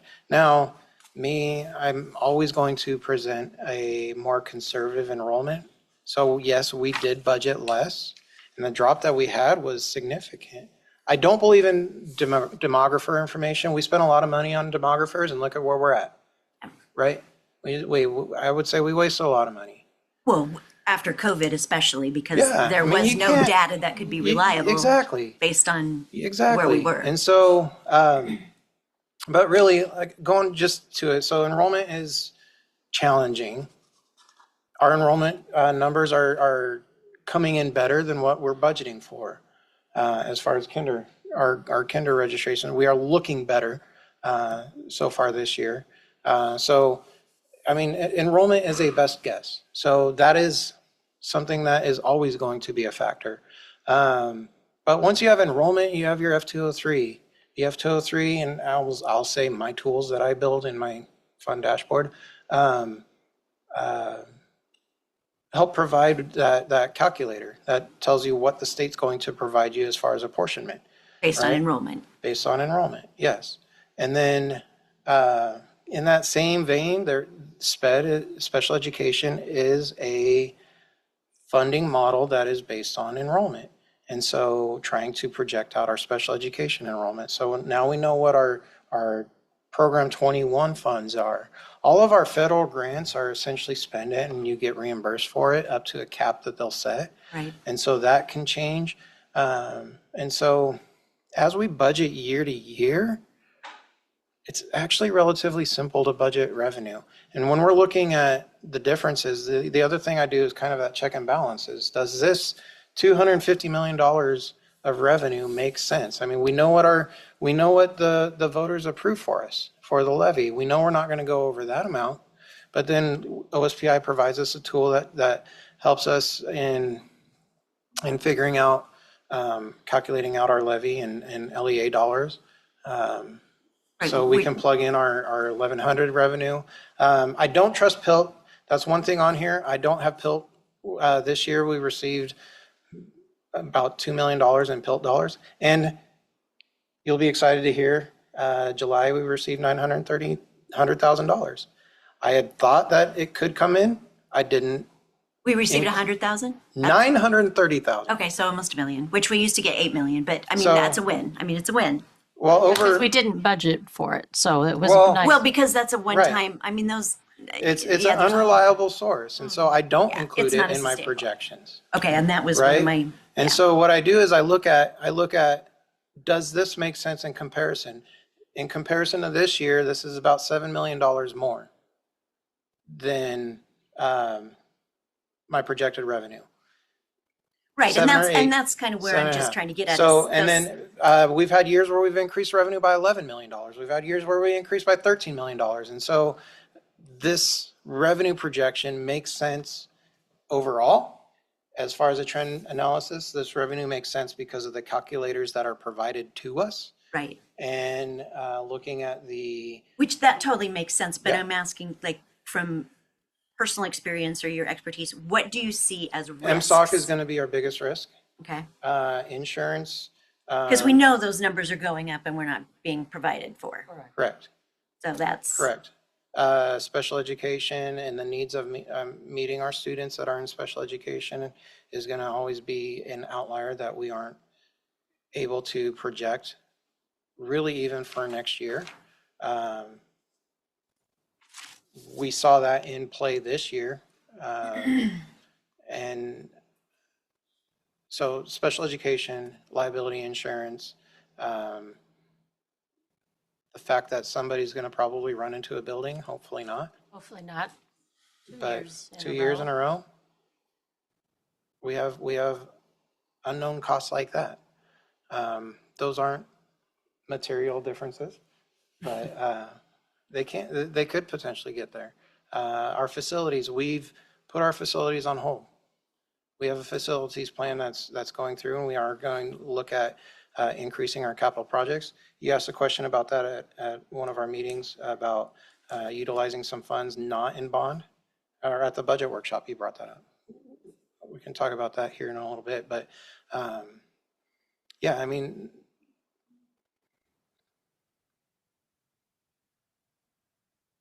those are probably the biggest things that I would be concerned about. And with those things, is there anything that is like potentially, what's the greatest potential for this budget not to be successful if we're wrong on any of those assumptions? Well, so what I will say is this particular budget, I'm asking for $243 million authority to spend 243 operational with an additional 2.5 in capacity. And I hit that a little bit later and explain how that worked. Right. But 243 is only about one, like I said, I'm projecting 242. I'll just go there. You still have 14 slides to get through. I'm okay if we're doing good on time. Because some of the questions I think we're asking now are going to be covered by Yep. what you're going to talk about. You're seeing a glimpse into my world. I'm projecting us up to $242.8 million of revenue. And I'm asking for next year's budget to spend only, what, $300,000 more? As far as an operational budget, right? And utilizing the framework, if enrollment comes in low, we've got $2.5 million in set aside funds that we are holding in contingency in case enrollment comes in lower than what we're anticipating. Right. Right? Right. And you're right. I mean, Rick is right. Some of these questions are going forward. I guess my biggest question, and I don't even know if we can ask this, is based on this budget. What are our measurables to know that this budget is going to have a positive impact on student outcome? Sure. So that I think still fits in the conversation for up to this point. That is something, I don't know if you were here. My job as a visionary and a communicator, I need to look at where schools are spending their money. This is a constant project. I'll say within the operations of the framework, and ultimately what we are asking the board to do is authorize 245.6, right? Hold on. Yeah. So the idea is, yes, we are going to constantly look at, and my job is to see how, and what I'm actually sharing with new business managers is, what is my plan 4 years from now? What are we going to look like? What are these different categories going to look like? How does it make sense with school districts that do well? Are there areas that we can adjust, right? And working with the team to show, okay, look, there's a disparity here. And as far as the academic achievement, I'm going to be updating those SBAC scores all the time, right? And I think that is the primary work that Jen and Enid do, is they look at our SBAC scores and they work with Brian to see about, and Tori to see about how do we increase our scores. Right. Right? Which that's just. And that's where we have that conversation about how much capacity do we have to really effectively do that, right? When we're spread thin on all the different things that we're trying to do at Richland, moving the needle to me is let's give 14,500 students the best education, not just educational experience. Exactly. And that's my what question. How do we measure that? I guess my I'm going my- to say that that's a question that My- our team can answer. well, and we need to. I just want, your overall responsibility is putting together a budget that keeps Right. us win our thing. Speaking for myself, overall responsibility is approving $243 million in a school district. Yes. And how does that impact our kids? Yes, and I think that conversation is something that we need to have throughout the entire year. Absolutely. And that's why I say But- this is sort of the first But I'll real say, conversation. but well, so money-wise, with the framework, I don't think that there's really any getting around. We're saving 3%. That's what this operational budget is essentially, I'll say 2.5 to 3% is what I'm asking. How we do that and how we use those dollars is a conversation Right. that needs to be done throughout the year, not just at a budget workshop. Absolutely. It needs, and I think that we have those conversations when Jen and Eden come up and present our SBAC scores. And I think we have those conversations when we have some of the different programs come up and we have those conversations on how can you do it better, right? And what do we need to provide? Right. Of that 243, what do we need to prioritize? And that's where me looking Exactly. at what are other schools, does it make sense for us to continue pouring money into this bucket? Are we seeing other school districts that do academics well, pouring money into those buckets? Well, and that's why my whatnot? question is how and what are we evaluating internally to know that the programs that we're doing have an impact? Mm-hmm. I want us to look more at what we're doing and what that impact is than necessarily what somebody else is doing, but add those together. So Because if we're not really digging into how effective a program is, then how do we know that we still need to put money into that? So what I will say is there is a budget component related to it, but it is not a budget discussion. Okay. Ultimately, I lay out the groundwork saying this is the max that we're going to spend. Right. How we spend it is like dollars get used, but we're not going to exceed that amount. Are we using it to the best effect? Exactly. That's a conversation. That we continue to have ongoing. Yes. Yeah. Yeah, and there's a lot of data points. I think we've talked about this before, not just using test data, but parent satisfaction. Do we have a caring, warm, and safe environment? Those are qualitative items. And so being a great school district, there's qualitative things too. Staff satisfaction, we have that survey data. Well, it's the whole package. Yeah. It's the whole child. It's the whole experience. Yeah. Rather than looking, and that's what I'm just trying to wrap around that. When we have these conversations, everybody has a role in the conversation that we're doing, and we, as 5 board members, really need to make sure that the understanding is clear on what the impact is for the district and for the students. And I think this is fantastic and as a numbers thing, and when you put all the numbers into a bucket and you shake them out and they all add up and it's perfect, that's great. But what are those safeguards that we do have in place, and what is that, $7 million that we're saving? Where is that impact and how do we utilize that? And I know that's an ongoing conversation, and I think you have kind of brought that back for us.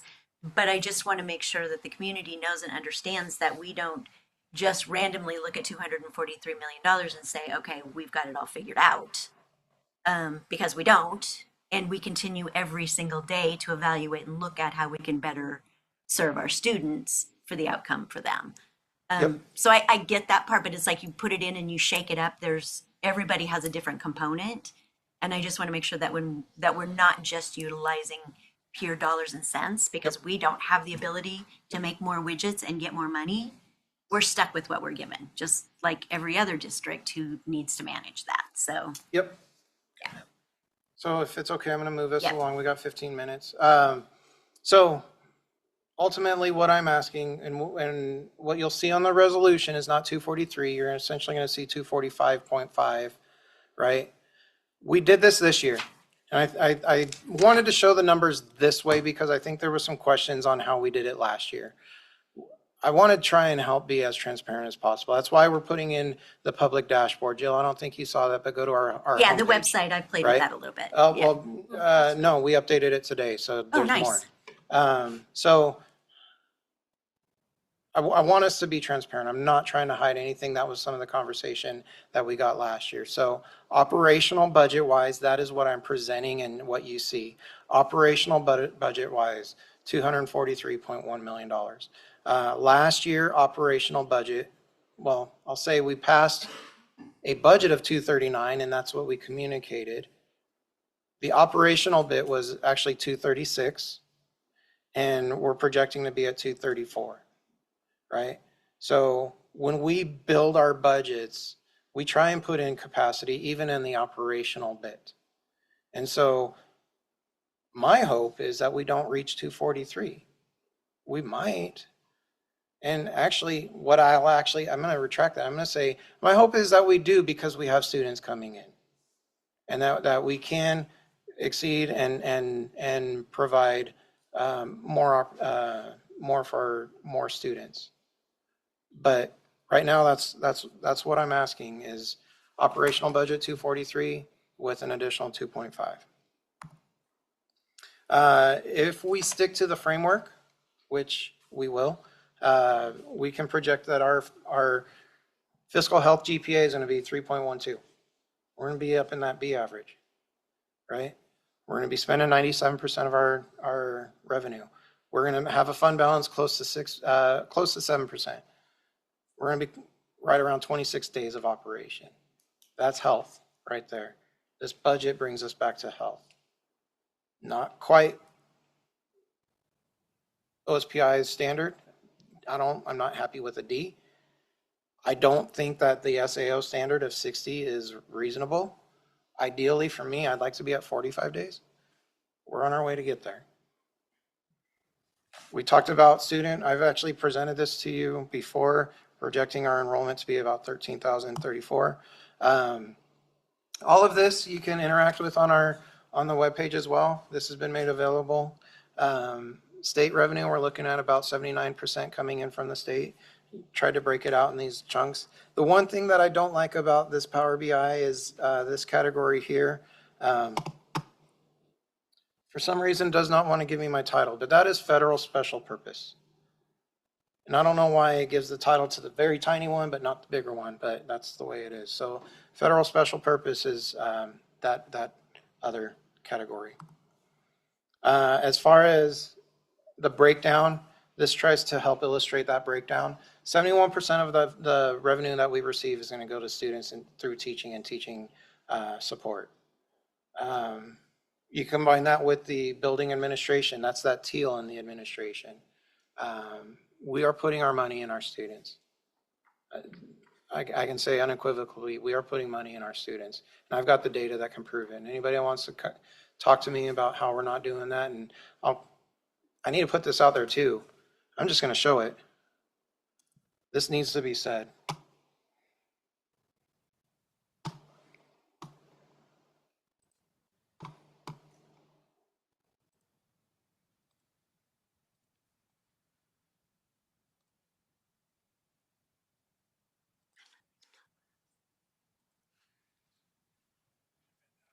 Mm-hmm. I'm just going to show it. Here you go. This is TLAC staff right here. We want to talk about how, we hear a lot that we are bloated at the top and at TLAC. We are in the lowest 5th percentile as far as revenue per student, and we are much lower in our expenditures per student. As far as how much revenue we are receiving and how much of that revenue we are putting into TLAC staff salaries, 3.43%. Out of 178 school districts, we're ranked 7th lowest. We are operating lean here. Are we putting it in the classroom? Yes, we are. We're near median. When we are we are below average. This is in basic education alone. As far as basic education, unrestricted funds that we provide, we are still below the median as far as revenue, but we're close to the median, closer to the median for expenditures.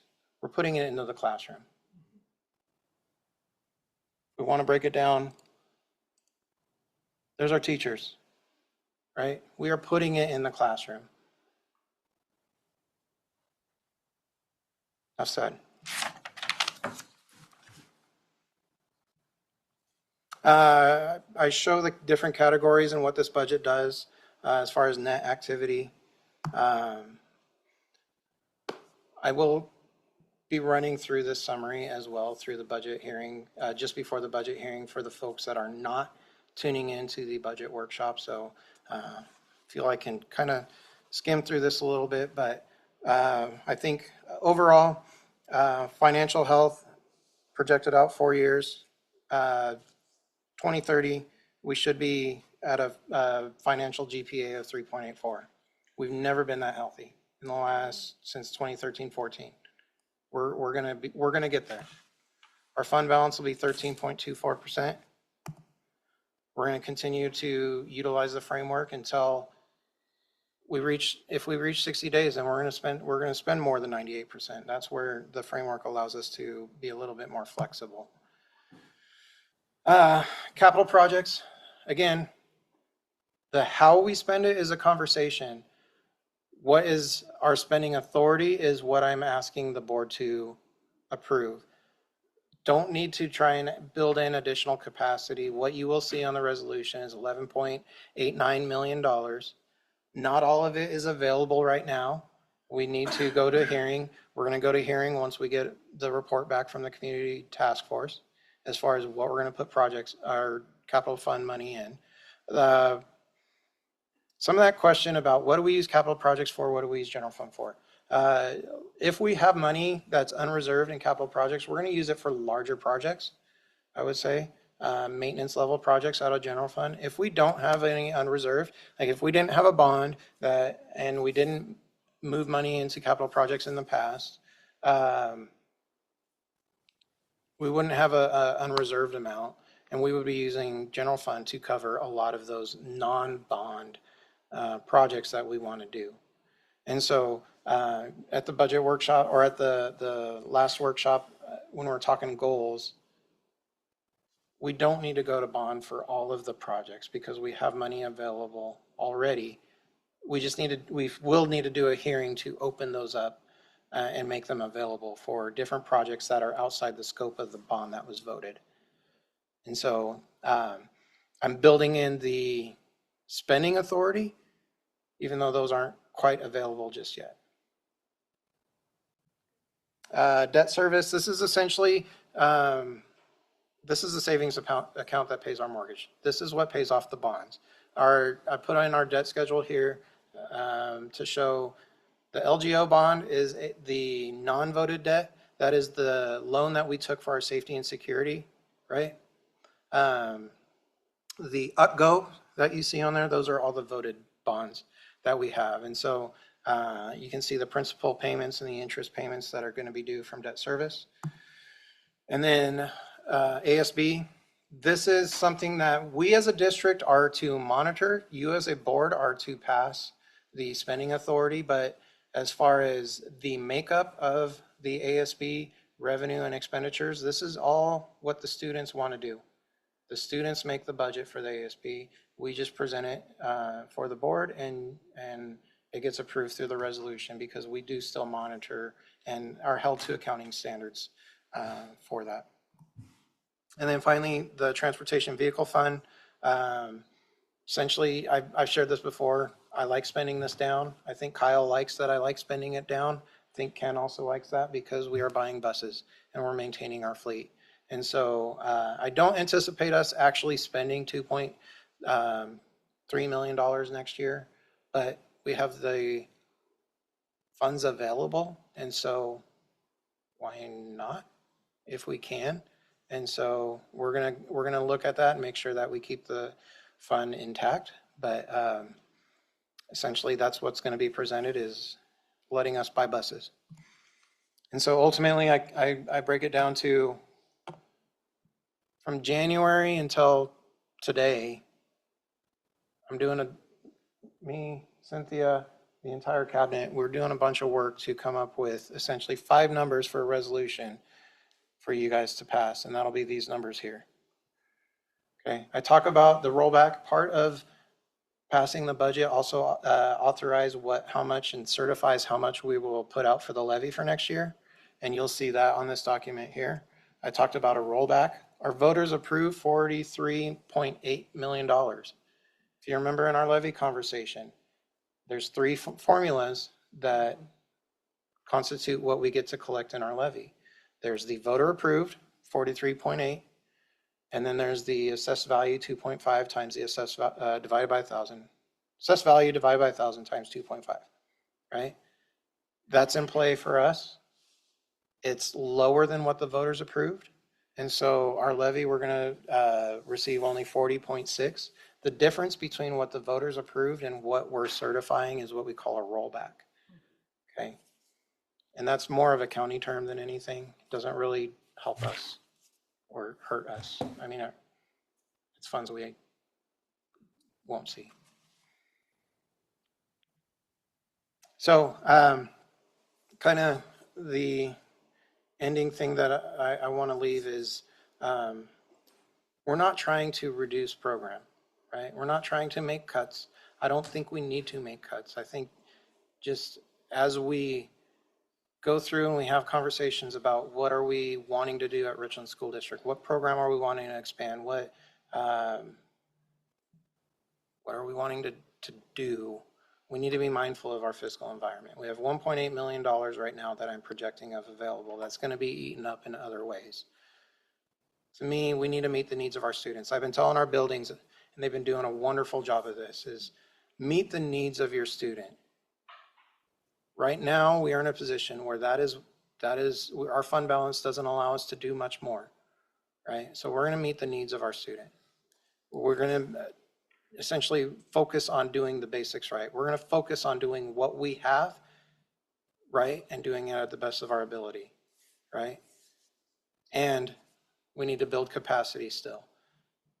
We will reach a time where we will have the funds available to expand. Right now, we're not there, but we will get there. So, yeah, I think also kind of just landing, the environment is not our choice. What we do in that is our choice. So, other questions? Any other questions? When we get into the regular meeting or afterwards, my cohort survival rate for 10th and 11th grade was different than yours. So my basic question is going to be, what happens if our enrollment is 70 short So our budget? Okay. The easy answer is the framework provides that. We set aside $2.6 million based off of enrollment because of that, because we experienced that this year. So we essentially have a control. We talk about internal controls a lot with finances. We have a control in place for if enrollment comes in low. And so if the enrollment's not there, we don't utilize that set aside. Okay. Yeah. Ready to break? Yeah. This Thanks, was a good Travis. Good presentation. job. Travis. Yep.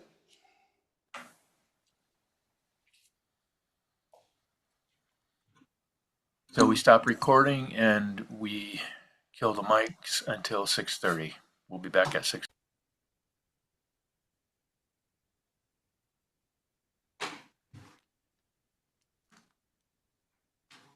Travis, let me know when a good time, not this week.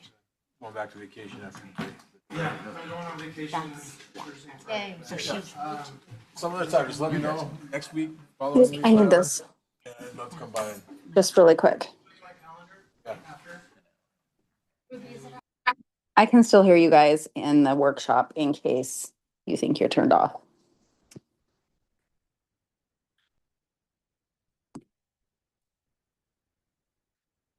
Okay, wait, let me make sure.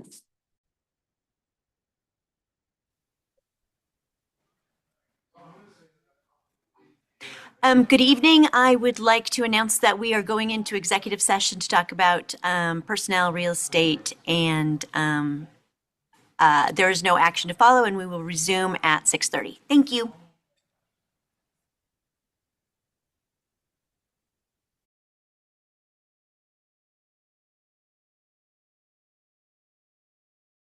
To her? To Ruby. Yep. Okay, so just let me know if she, okay. You ready? Good evening. I'd like to welcome everybody to our regular scheduled school board meeting. And with that, I would like everybody to join us in the Pledge of Allegiance. To the flag of the United States of America and to the republic for which it stands, one nation, under God, indivisible, with liberty and justice for all. Okay, roll call. Everybody is here with the exception of Katrina. She has an excused absence, and Bonnie Mitchell is, Director Mitchell is online communicating that way. So with that, I am going to move us into requests for comments. I want to remind everybody that this is a point in time when school board members listen to concerns that the community has. It's in regards to a particular individual. We ask you to address that with the administrator that it pertains to. And with that, I think I only have, are these the only ones that we have for public comment?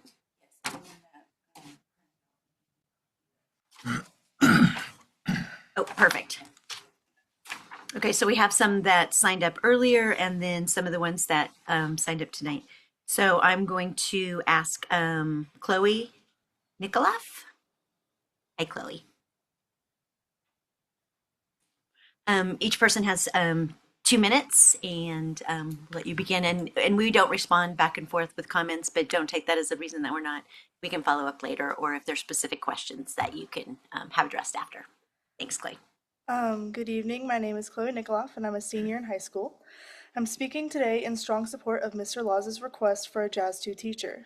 As a former music student of Mr. Law's, I know his heart for his students and his deep commitment to this program. He truly knows what his musicians need to thrive. Having also watched both my younger siblings go through the jazz program, I know firsthand how crucial a second instructor is, not just for Jazz 2, but for the growth and success of Jazz 1 as well. As you review the budget, I encourage you to consider why funding is consistently available for athletic staff, such as the 30 open coaching positions, 15 at the middle school level and 15 at the high school level, while academic music programs are left to make do. By the way, there's only 2 open music positions, 1 in elementary and 1 in high school. Expecting one teacher to stretch across vastly different skill levels in a single room robs advanced students of growth opportunities and starves beginners of critical support.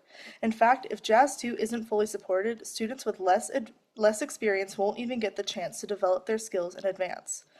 Music students earn academic credit and deserve the same structural support as our student athletes. Redirecting even a fraction of athletic funding toward a Jazz 2 teacher would make a profound difference. Our music students deserve better, and I urge you to prioritize this in your decision. Thank you. Thanks, Clay. And I would like to invite Kevin Laza. Thank you, members of the board. Over the last 2 years, the middle school band programs of the Richland School District have approached the board and administration about funding our high-interest jazz programs with an additional section per school. We were told by a board member at a previous meeting that if the levy passed, we could revisit this conversation. Through their vote, the community moved to apply additional funding to our arts programs, and in an effort to preserve that dedication to those programs and the voters, we present the following arguments. First, it is an urgent need that we continue to uplift self-motivated students. We should continue to create prestige programs like the Jazz Band with rewarding challenges that will meet them if they choose to go above and beyond. Defunding them does not align with our culture of perseverance, tenacity, and grit. Second, the proposed alternating schedule does not align with the district's commitment to a top-tier education. At best, students will go 4 days without receiving instruction. Introducing and reviewing and assessing content would be made much less effective. Additionally, there is no time to go over the cultural and historical components of one of the only purely American art forms. We are not having just contact time, but the effectiveness and breadth of this instruction. Third, unfunded sections strain our existing programs and teachers. Running these ensembles without dedicated funding forces directors to absorb festival fees, music costs, and prep time from our other core classes. Expecting teachers who already manage 4 to 5 daily individual preps to take on additional unpaid workload is unsustainable, especially at the level we have established as the Richland School District Music Department. Jazz is the favorite class of most, if not all, of these students. Throughout the district, in the coming days, there will be trainings on diversity. There's one happening at Enterprise this week, and we are taking away a music that is deeply intertwined with Black history. We will commit to the character-strong curriculum and teach resilience, but we take away a class that rewards persistence and grit. And we talk about the mental health of our staff and giving everybody what they need to be successful, but we continue these conversations of working longer hours for free each year. It is time to fully fund Jazz 2s in this district. Thank you.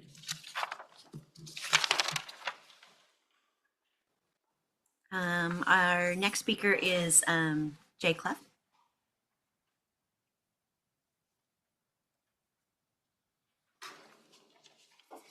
Hello, my name is Jay Clough. I am a parent of 2 Richland School District kids. My son Isuke is in starting 7th grade next year. And like most kids, he likes soccer, basketball, Pokemon, video games, but he loves music. This kid plays 5 different instruments. He needs to be challenged. Specifically, jazz for this kid is his thing. He last year asked me to download artists like Oscar Peterson, Benny Goodman, Dave Brubeck, Glenn Miller, Miles Davis, Wynton Marsalis, John Coltrane, Charles Mingus, Oscar Peterson, Ornette Coleman. You guys probably don't even know most of those names, but anybody that knows anything about jazz knows that these are foundational fathers of the genre. I heard it said earlier that we seem to always find funding for our sports programs. And I don't know where this money comes from to fund teachers in this capacity. But I will say that if I had to choose between a sports program and an education program that has proven to increase test scores in language arts, math, reading, I would go with the educational funding because that's what we're in the business of doing. We're not in the business of football. That is an extracurricular thing that we do to make the community and our kids happy, to give them something to do beyond just academics. But academics is our core responsibility. And this is a proven method to give them not only success now, but success for their future, for their employment, for their university maybe, whatever they want to do. And it's a skill they keep their entire lives. Again, if these students aren't challenged at the high level that Richland School District has for our music program, they are not going to reach the heights that they could reach. I think it's very important that we prioritize programs that set our kids up for success. And every scientific study that's been done on music kids shows that their success in the future is predestined by their involvement in a music program, being able to read and play music. So I ask you to support Mr. Laws in his drive for a second jazz teacher. Thank you. I don't think we can see if there's anybody online. Cameron, there's nobody else with any comments, right? No one is raising their hand. Okay, great. Thanks, Cameron. I'll go ahead and address the questions. Yeah. And so and I know you might not feel like it right now, but we do appreciate you guys so much and all the work that you do and the amazing programs that we have.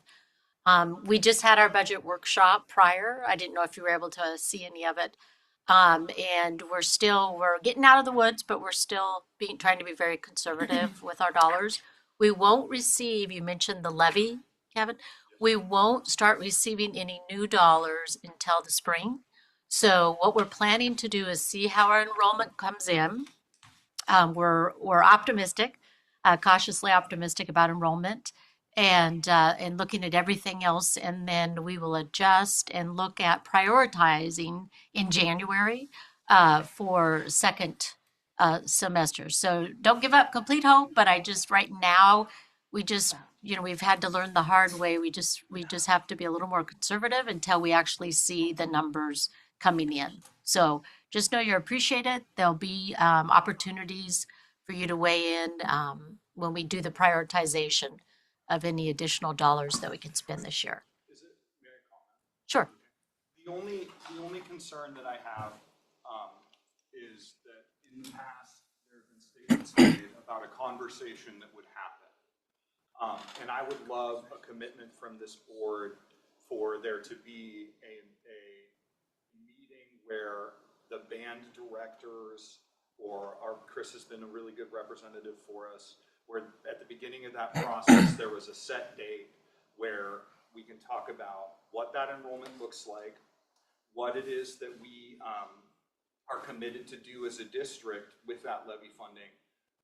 Because respectfully, it's hard to hear there will be a conversation about this and then to find out, because I've been pestering my administrator that it's, you'll do the rotating ABA schedule. For fall, yes. I would say that as we do our school tours, Travis and BJ and I, budget we'll be talking about timelines, different things happening, and so we'll work on when that prioritization will happen once we know kind of what we're looking at.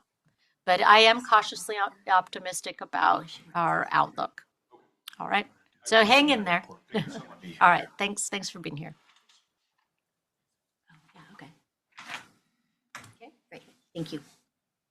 If there's not any other comments, I am going to move us into board and superintendent reports, which we can address some of that too. Did you want me to? Yeah, go ahead. So we had our first, I couldn't even believe it today, we had our first administrative meeting. So we had in this room not long ago, all of the principals and assistant principals, coordinators and cabinet, and we had an all-day training for special education. So we had an exceptional presenter, an attorney from the Urban Collaborative that I know, Jill, you've gone to that, and talking about the importance of universal design for learning, and also talking about inclusion. And that Zach did a great job getting him here, and he's from California, I believe. And so that was really good. And then we had another attorney talking to us about due process and making sure that we are being proactive with implementing our IEPs with fidelity. And so I thought both were great speakers, and it was a great day. So just a big thanks to all of our administrators for spending all day. And then we have the second day tomorrow with additional training. So first day of school is right around the corner. So hopefully people can get out and enjoy it. Hopefully the smoke is clearing for now so people can have a little bit more summer before we kick off the school year, but more to come. But that's all I've got for right now.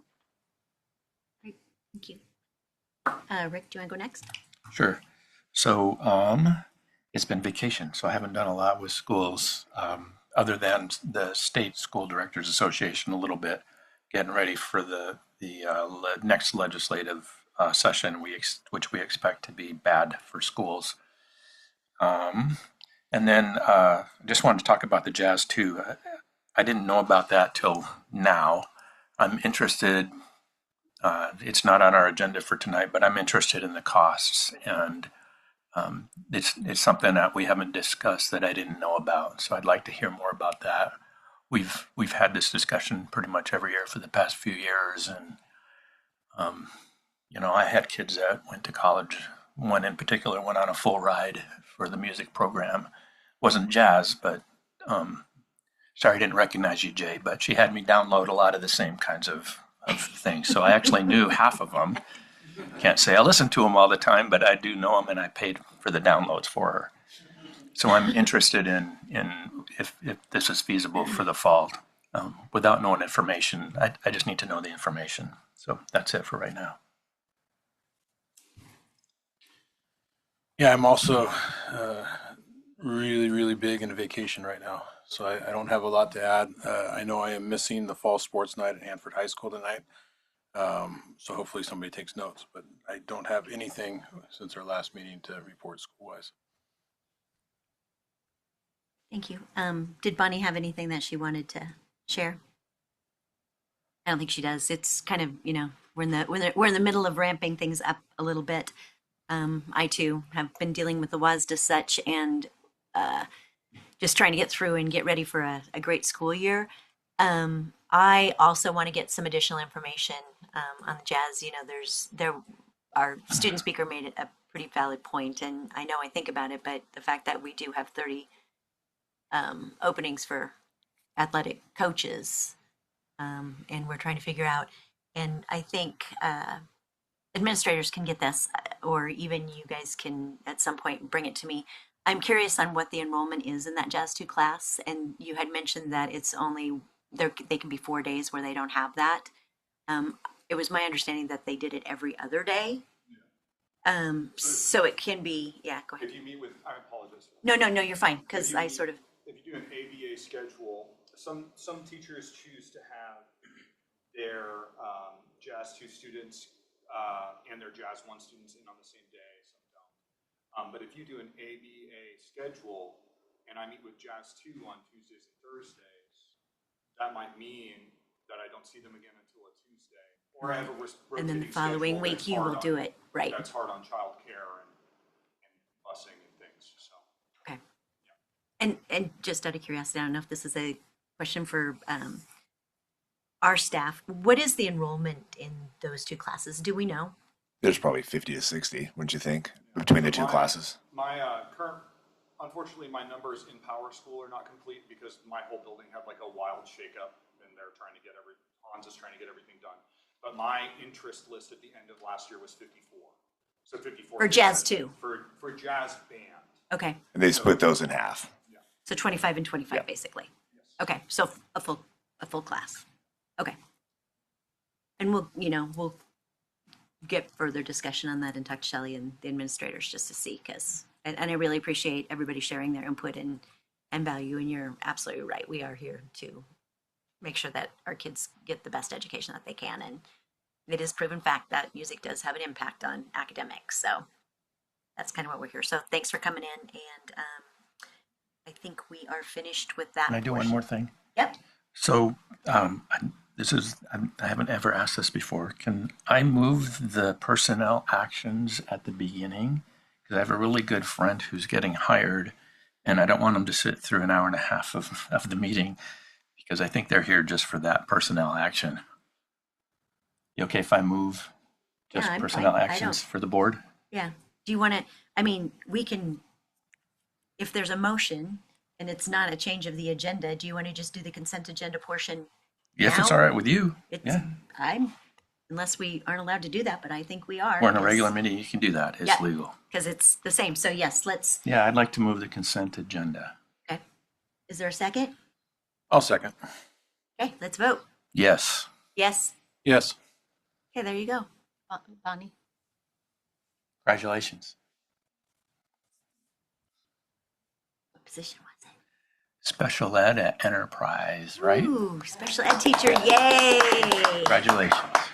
That is, yes. Tasha Thank you. Groves is going to be, and she's worked for us for years as a para at Badger and went through the program, and it's going to be great.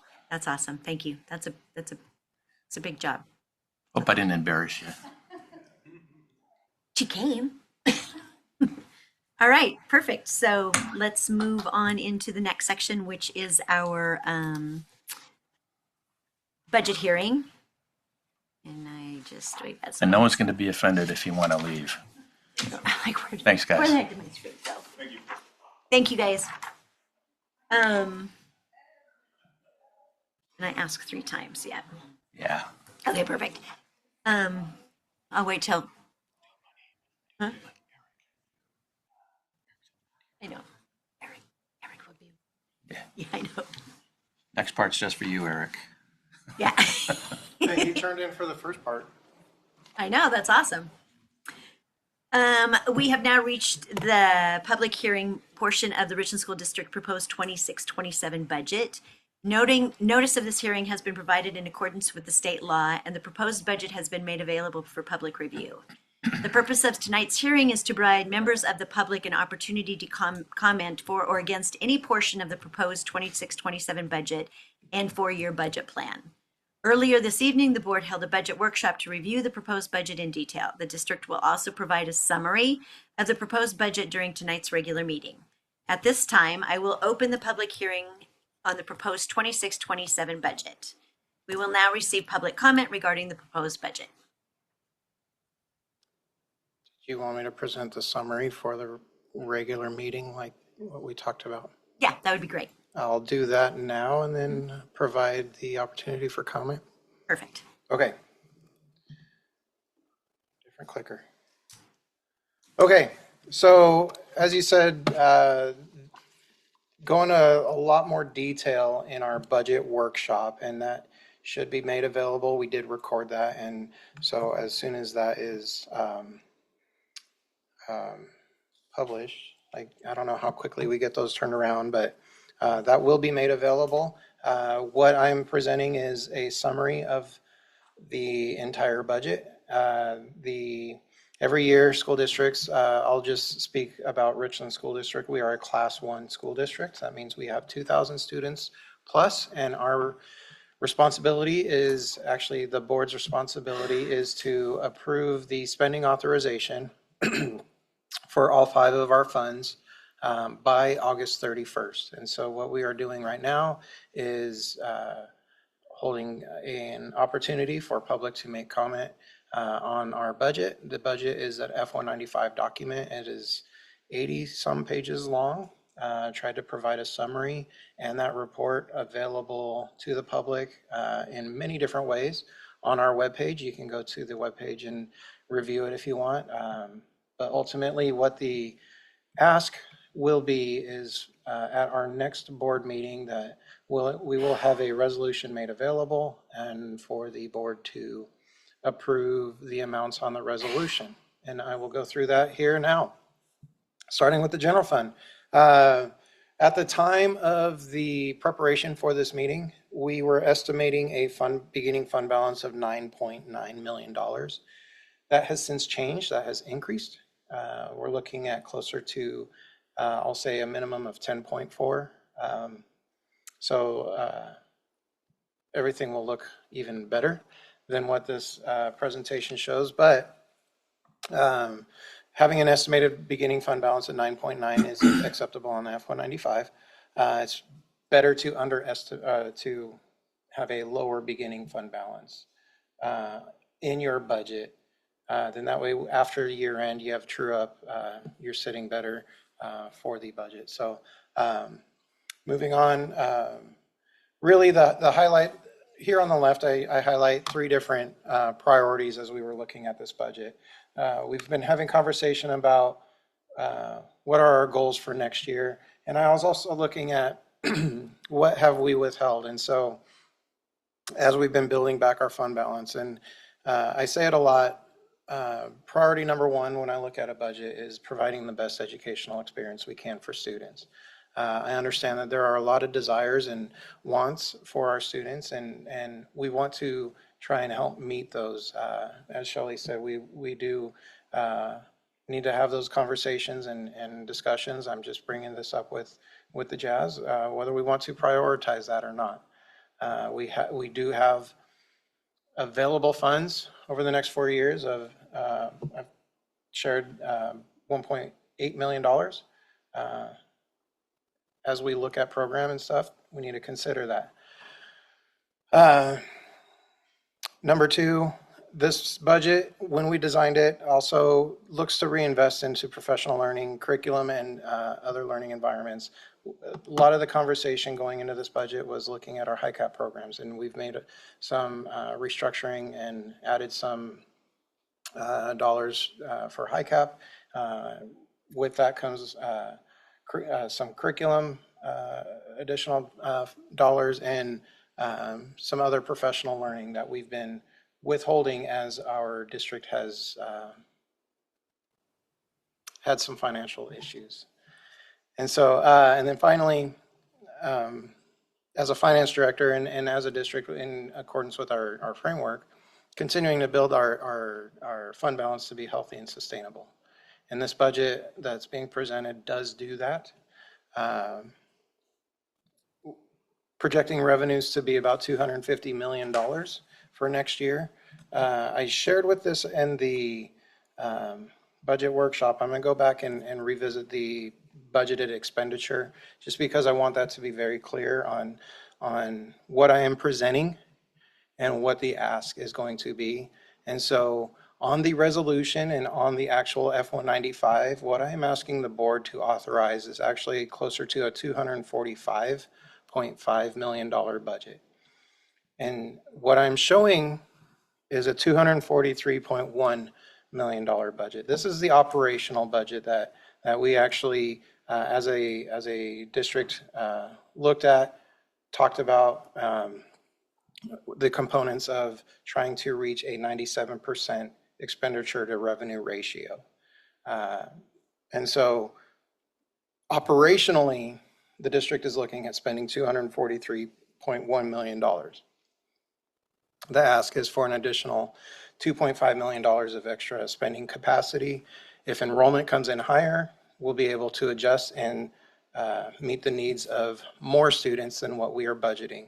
If we are able to, this year, a great example is we received a special education inclusionary grant that we did not anticipate or know of going into the year. And so if more grant monies are made available, we have the spending authority to utilize those dollars. So that's why we have additional capacity put into our maintenance level, I would say, operational budget ask. So if we stick to these amounts, I'm projecting us to have a net gain of $7.5 million at the end with an estimated fund balance of $17.4 million.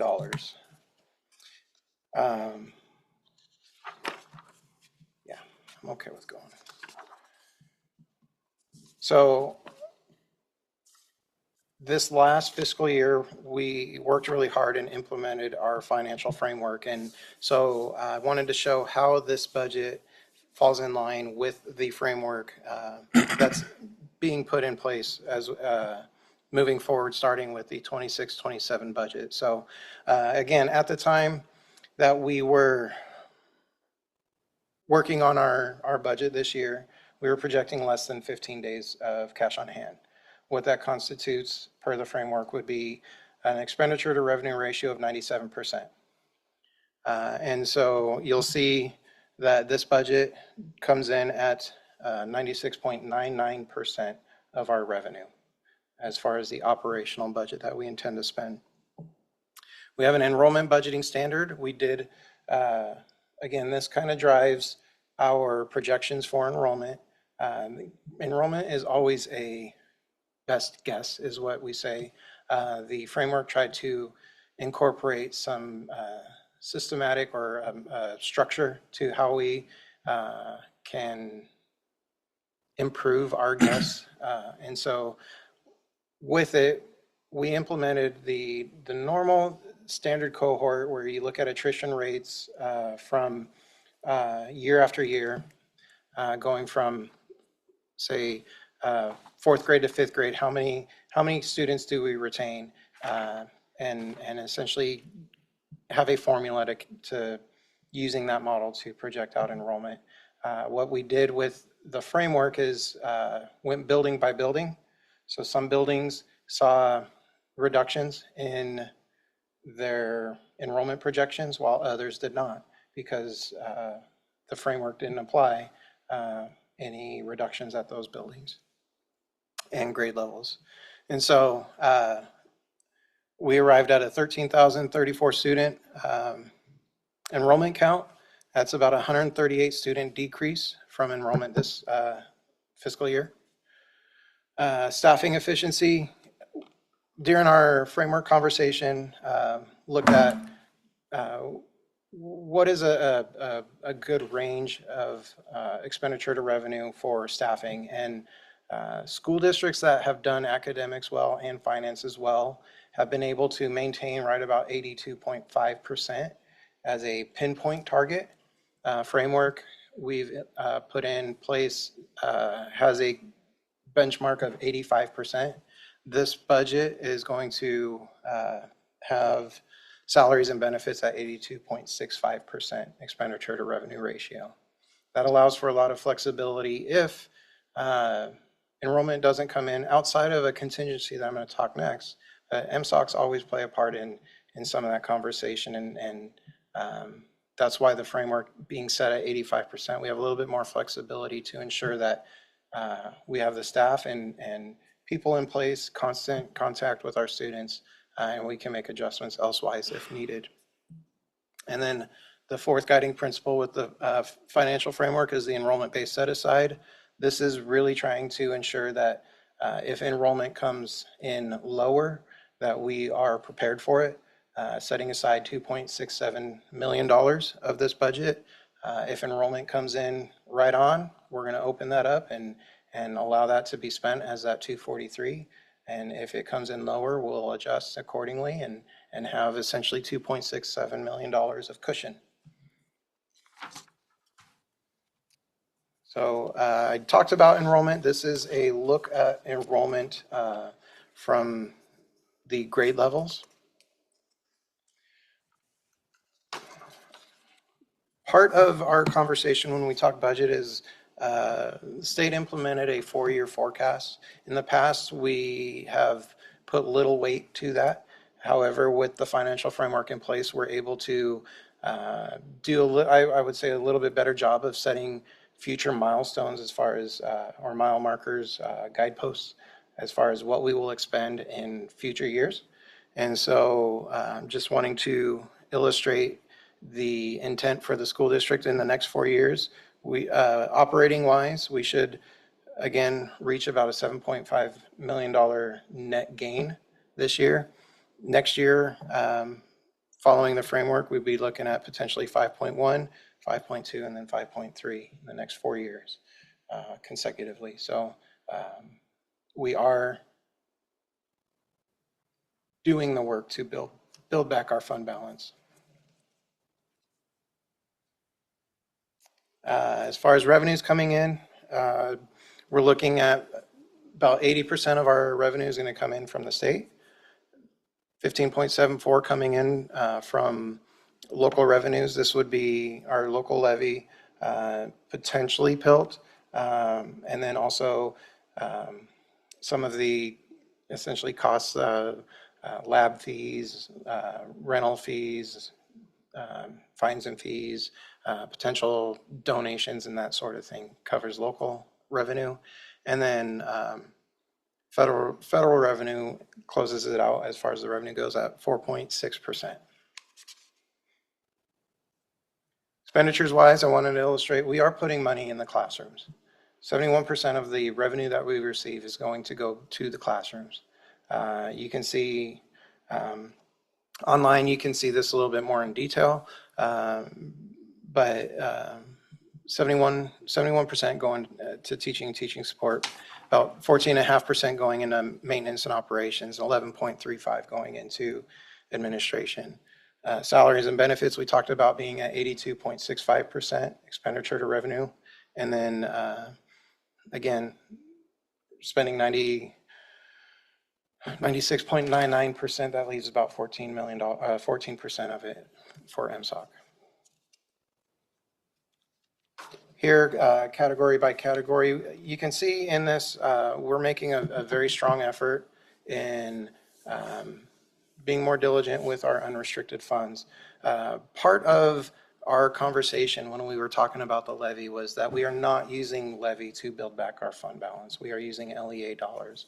So when you're looking at that top portion, basic ed and general unrestricted, you see a net gain of 10.75. That's 8.8% or $8.8 million is what I am projecting our LEA to be next year. And you can see that that's essentially, we're not spending LEA. We're using the LEA that's provided from the state in an effort to provide a similar experience for our students as opposed to those over in Seattle. I illustrated Seattle can charge 74 cents for their levy, and they receive much, much more than we do. And the LEA helps bridge that gap. I'll say very small help, but it does. And so yeah, we're utilizing 8.8, all of that LEA to build back our fund balance. And then the remaining is just being more mindful with and I'll say better stewards of our money and making better choices. You see other areas that are affecting us, special education. We're looking at a $3.5 million loss. We've been talking about special education continuously. It's almost tiresome how we still have to have this conversation about legislature not fully funding special education and yet requiring us to meet the needs of our students. And so it's going to hurt us about $3.6 million. They say they're funding it because that comes out of basic ed now. I'm still going to show how much they're underfunding it and how much of basic ed we have to spend on special education. Our state programs, I mentioned, we've made an effort to increase our highly capable. Our highly capable now exceeds our highly capable revenue. And so it eats into our fund balance reserves. And so we're looking at a loss for state programs. Federal programs, this is always going to show a net zero as far as I'm concerned for a budget. Federal programs work in a way where revenue equals what you're spending. You spend it, you send in a claim, and then you get a reimbursement. And then you can see the other programs, minimal gains in food service and transportation. The loss in community services is, I don't want this to be misheard. This bucket is our ELC. Our ELC is doing a great job and operating within standards. This also incorporates some of the other community service stuff that we've been like facility rentals and some other programs that we provide that provides a minimal loss there. And then institutional education, we do provide services to was it Three Rivers? And we do receive some money for that. And we tend to receive money and then have to give it back because the services that we need to provide don't usually match the funding that we receive. And so that one we typically do see a loss in. Okay, so part of a budget hearing and a requirement in state law is for us to provide a MSOC disclosure. This is provided here, and it's also provided on the documents that we made public on July 10. Essentially what the intent of this is to show the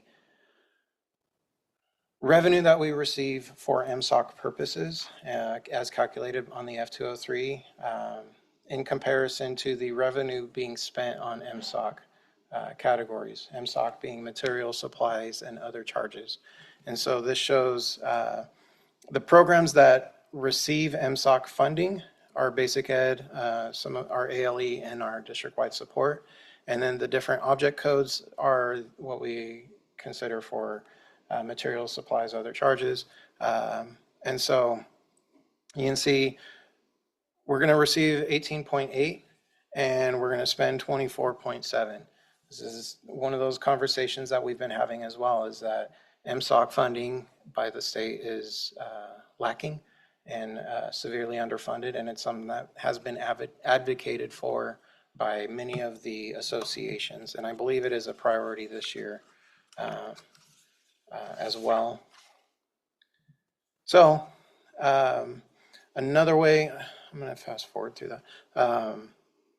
Essentially, again, what I'm asking the board to do is next board meeting, I'm going to present a resolution that includes $245,637,000 in appropriation for general fund. ASB is going to be about 2.3, debt service 23.6, capital projects 17.5, and transportation $2.3 million. And ask the board to consider that and make the recommendation that they approve the resolution at those values. We anticipate certifying next year's levy collection at $40.6 million. We asked the voters for 43.8 assessed value, as we are hearing it from the county is coming in lower than what we projected with the gain. As we talked about, that just means that yes, the 2.5 rate is likely going to hold because the assessed value didn't go up as much. However, what we collect is going to be less. And so, yeah, and then for the bonds, we're going to have 19.5. That actually, I confirmed that value with Corey for next year, Corey from D.A. Davidson. So that's one thing that we do is look at our bond payments and ask him to help ensure that we're collecting enough to make our principal payments on our bonds. And then capital projects, we have our safety security levy that we are still collecting on, and the tech levy. And so those constitute the capital projects. Diving into the capital projects, we have a community task force that's working on a facilities plan. We have some unreserved dollars for cap projects, but we also have some dollars that are restricted right now that we will bring forth in a hearing to open those up once that community task force has essentially helped build our long-term facility plan. And so what I'm asking with capital projects is that we allow the spending authority, doesn't mean that we're going to spend it, but allow the spending authority to open those up and meet some of those needs from the community task force. Also with that, we do have to continue making the payment on that the safety and security loan that we took out to do the safety and security when the levy was passed and make sure that our students were safe. And then now we're just paying back the loan on that. And then also part of the expenditures is our normal tech levy expenditures. Debt service, I just talked about. This is essentially our savings fund that pays the mortgage, pays off our bonds. We do have the safety and security loan that we need to pay back. And then these upgoes are the bond principal and interest payments that still need to be made. And so the 23.65, this we shouldn't be spending that much. We just did the bond refund. At the time of putting this presentation together, putting out the F-195 and making it available, we were in the process of the bond refund. Being over on capacity is absolutely fine. I keep saying we don't want to spend up to the spending authority. We don't have to spend up to the spending authority. We just can't be below. And so our payment will actually be less. I just didn't update the debt schedule for budget. And then the ASB, the board does need to approve the ASB expenditures. This is something that the students, middle school and high school, all four of our middle schools, both of our high schools, they put together their spending plan for their ASBs and provide that to the district. We put it together as part of the F-195, and then it is on the board to still approve those. However, all expenditures and the revenue activity is student-led. And then finally, I'm asking the board to approve about $2.4 million in spending authority for transportation vehicle funds so that we can maintain our bus fleet. I look at the TVF fund as only buying buses. That is it, nothing more. And so the goal is that we spend this down every year and or eventually because we're maintaining our bus fleet. We do receive funds from the state in depreciation to cover our buses. So this tends to be maybe the only thing that the state will fully fund. It's weird to say. For us, but not for They only fund buying buses. I'll say that there are other schools that have issues with the operation of the buses. So, and that is all I have to present. Are there questions from the board for me? Anybody have any questions? Before we do questions from the board, I want to make sure that there's not any public comment. The hearing part, Well, right, but they give public comment.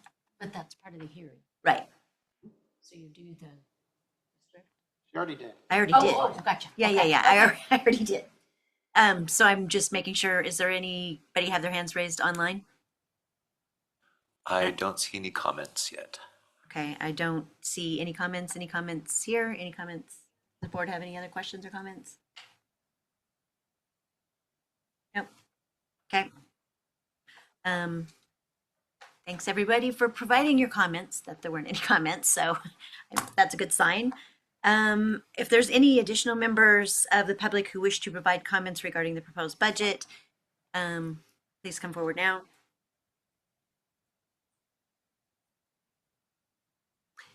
Seeing none, I will now close the public hearing proposed for the 26-27 budget. I do want to remind everybody that the board will not be voting on this particular budget until the August 25th meeting. And so we welcome all and any input from the community members in regards to this budget. If you have any questions, our business manager is more than happy to answer any of those questions, walk you through any concerns that you have, and make sure that you're completely comfortable with the direction and the allocation of these funds. So the board is scheduled to consider the adoption of this budget on the August 25th regular meeting. And if there's no other comments, we will proceed with the additional options on our agenda.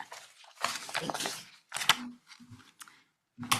Which brings us to Mr. Gosney and our sick leave policy. Yeah, I want to see if there's any questions first. I do have a quick question if nobody else has a quick question. I have a quick comment. Okay, yeah, go ahead. Just the last line where it says, talking about discipline, says to the point of, but not excluding termination. It just seems funny because I don't see what could go beyond termination. I know it's just common thing to say. You don't want to find out. Right. I won't test it. Yeah.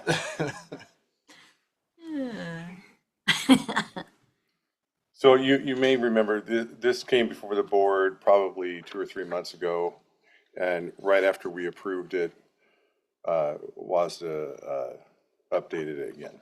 So that's why it's back. Okay. And So. I don't know, this question was probably clarified before. We have unaccrued days that go beyond 60 days. So is that in the WAC or in the RCW, or is that our policy, how many days in the I'm sorry, CBA? what was that now again? So if an employee eligible elects to cash out their unused sick leave that has accrued beyond 60 days, so is that what's in our CBA, or is that what?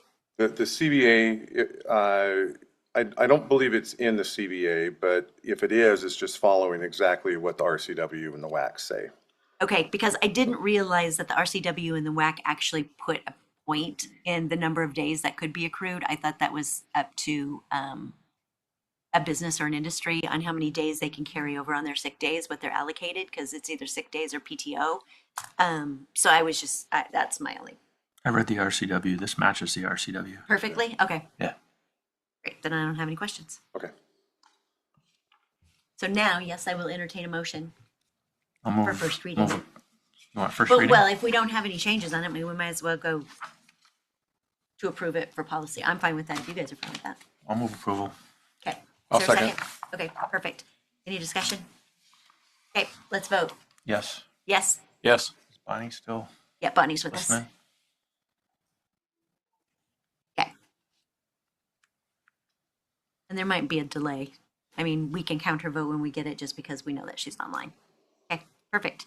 So let's move on to the next one, construction financing. Okay, and Bonnie's vote was yes. Yeah, so this is an update to policy 6910. which basically gives a little more leeway for boards to accrue non-voter debt. So it just kind of gives a little more details of the process for that.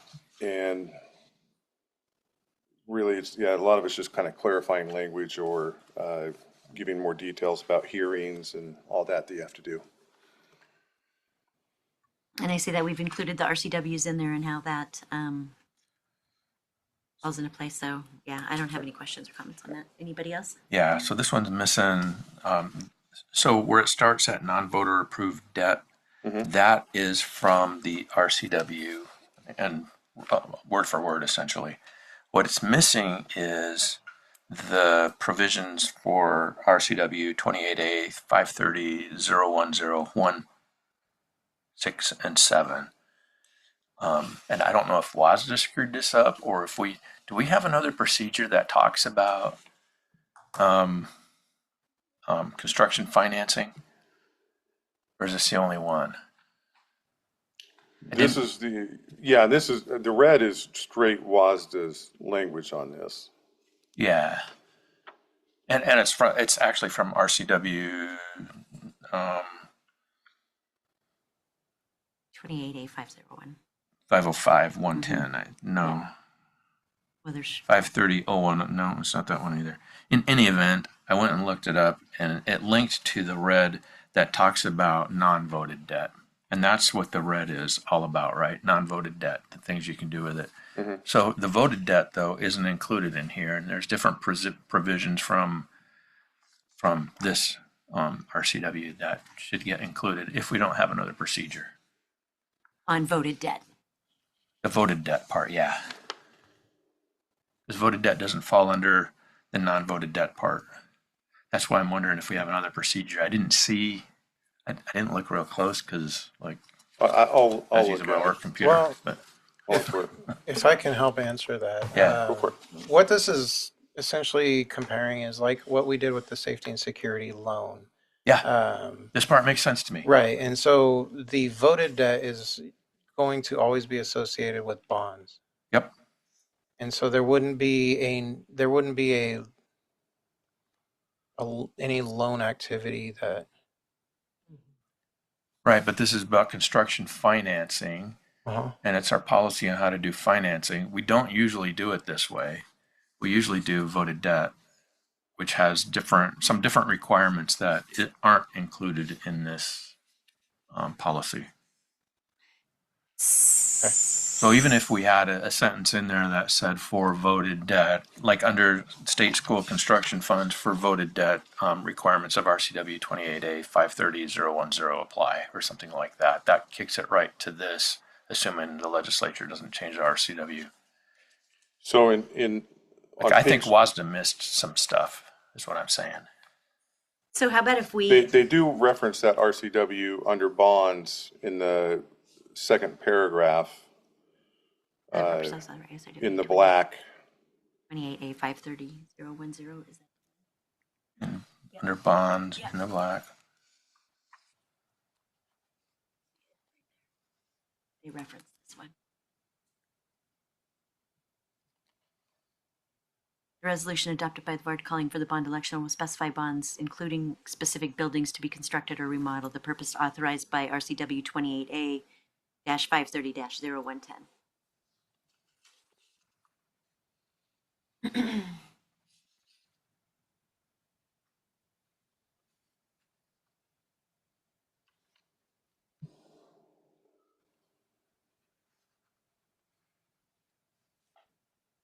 Seeing if it matches.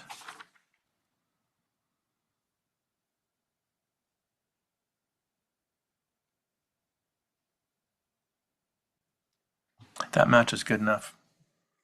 It puts us in the right spot. Okay. And doesn't contradict RCW. That's a good catch. Thanks. That was my only question. Perfect. So if there's not any changes, I will entertain a motion to approve this policy. I'll move the approval of this policy. A Is there second. Any Yeah. discussion? Nope. Vote. Yes. Yes. Yes. Bonnie said yes. Okay, perfect. All Thank right. you. Thank you. Thank you.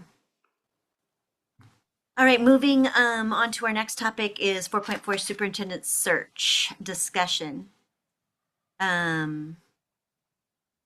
So last week, earlier in the month, we put together an RFP proposal to select a search firm to help us in the search process of a new superintendent.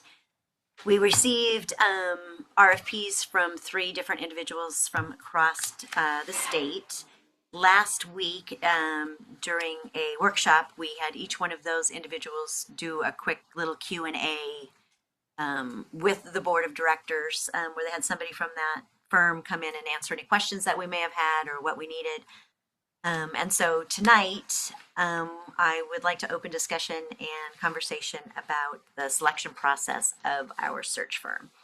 So I'm going to open that up to the boards, and if anybody wants to start, go ahead. Otherwise, I'll just pick one of you to. Can I start? Absolutely. So Katrina texted me, so she's really going to start.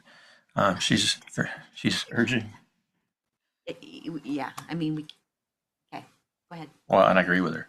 She's urging support for McPherson and Jacobson. Their messaging for picking the right leadership match for the district resonated with her. I know all 3 firms. I think I knew 4 out of the 6 presenters or people who would have worked. Any of the 3 firms would do well. So I don't think we're going to go wrong with whatever choice we make. So I'm interested in what you all think. But I told her I would talk about that. Next. I thought it was interesting last week when we went through these, because I read through the proposals prior to the meeting, and I kind of, in my head, had thought of what my number 1, number 2, number 3 were, just reading the proposals, but not meeting the teams or any representative of their teams.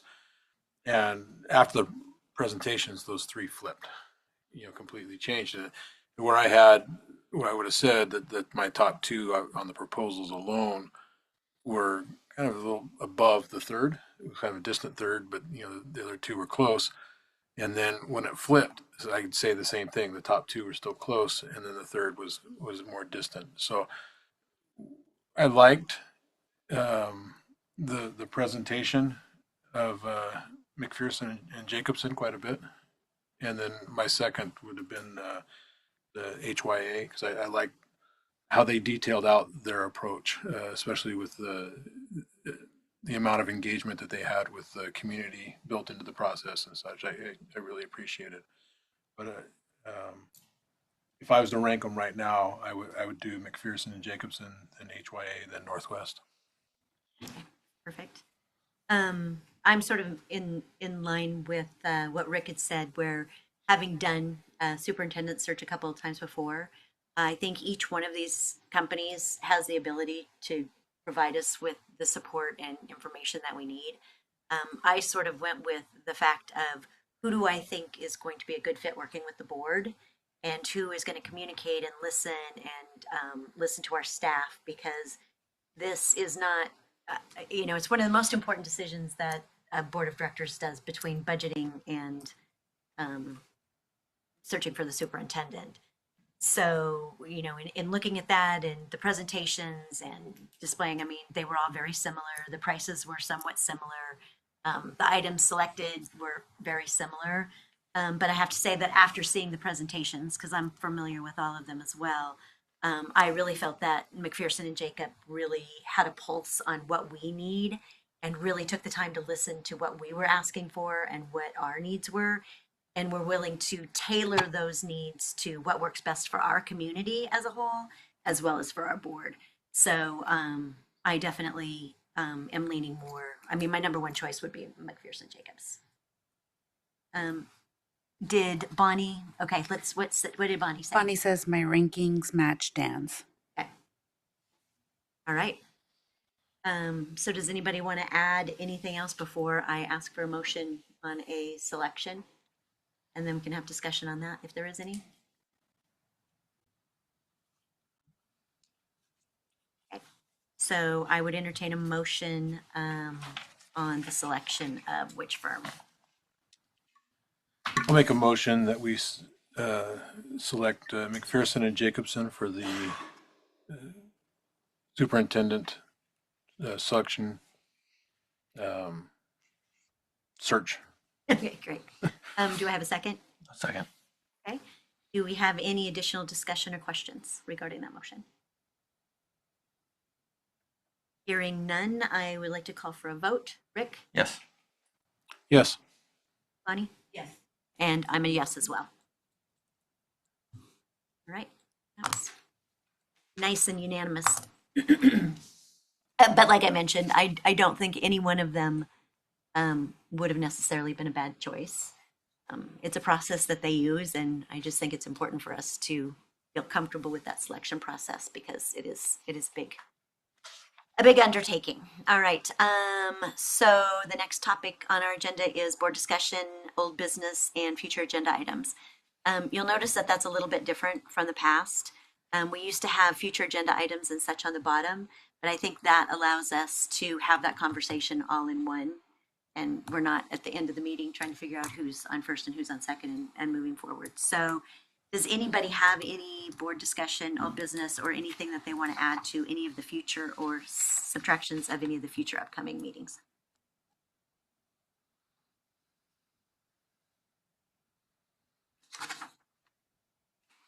Hearing none, unless there is anything else for the good of the order, I will adjourn the meeting. Okay, meeting adjourned.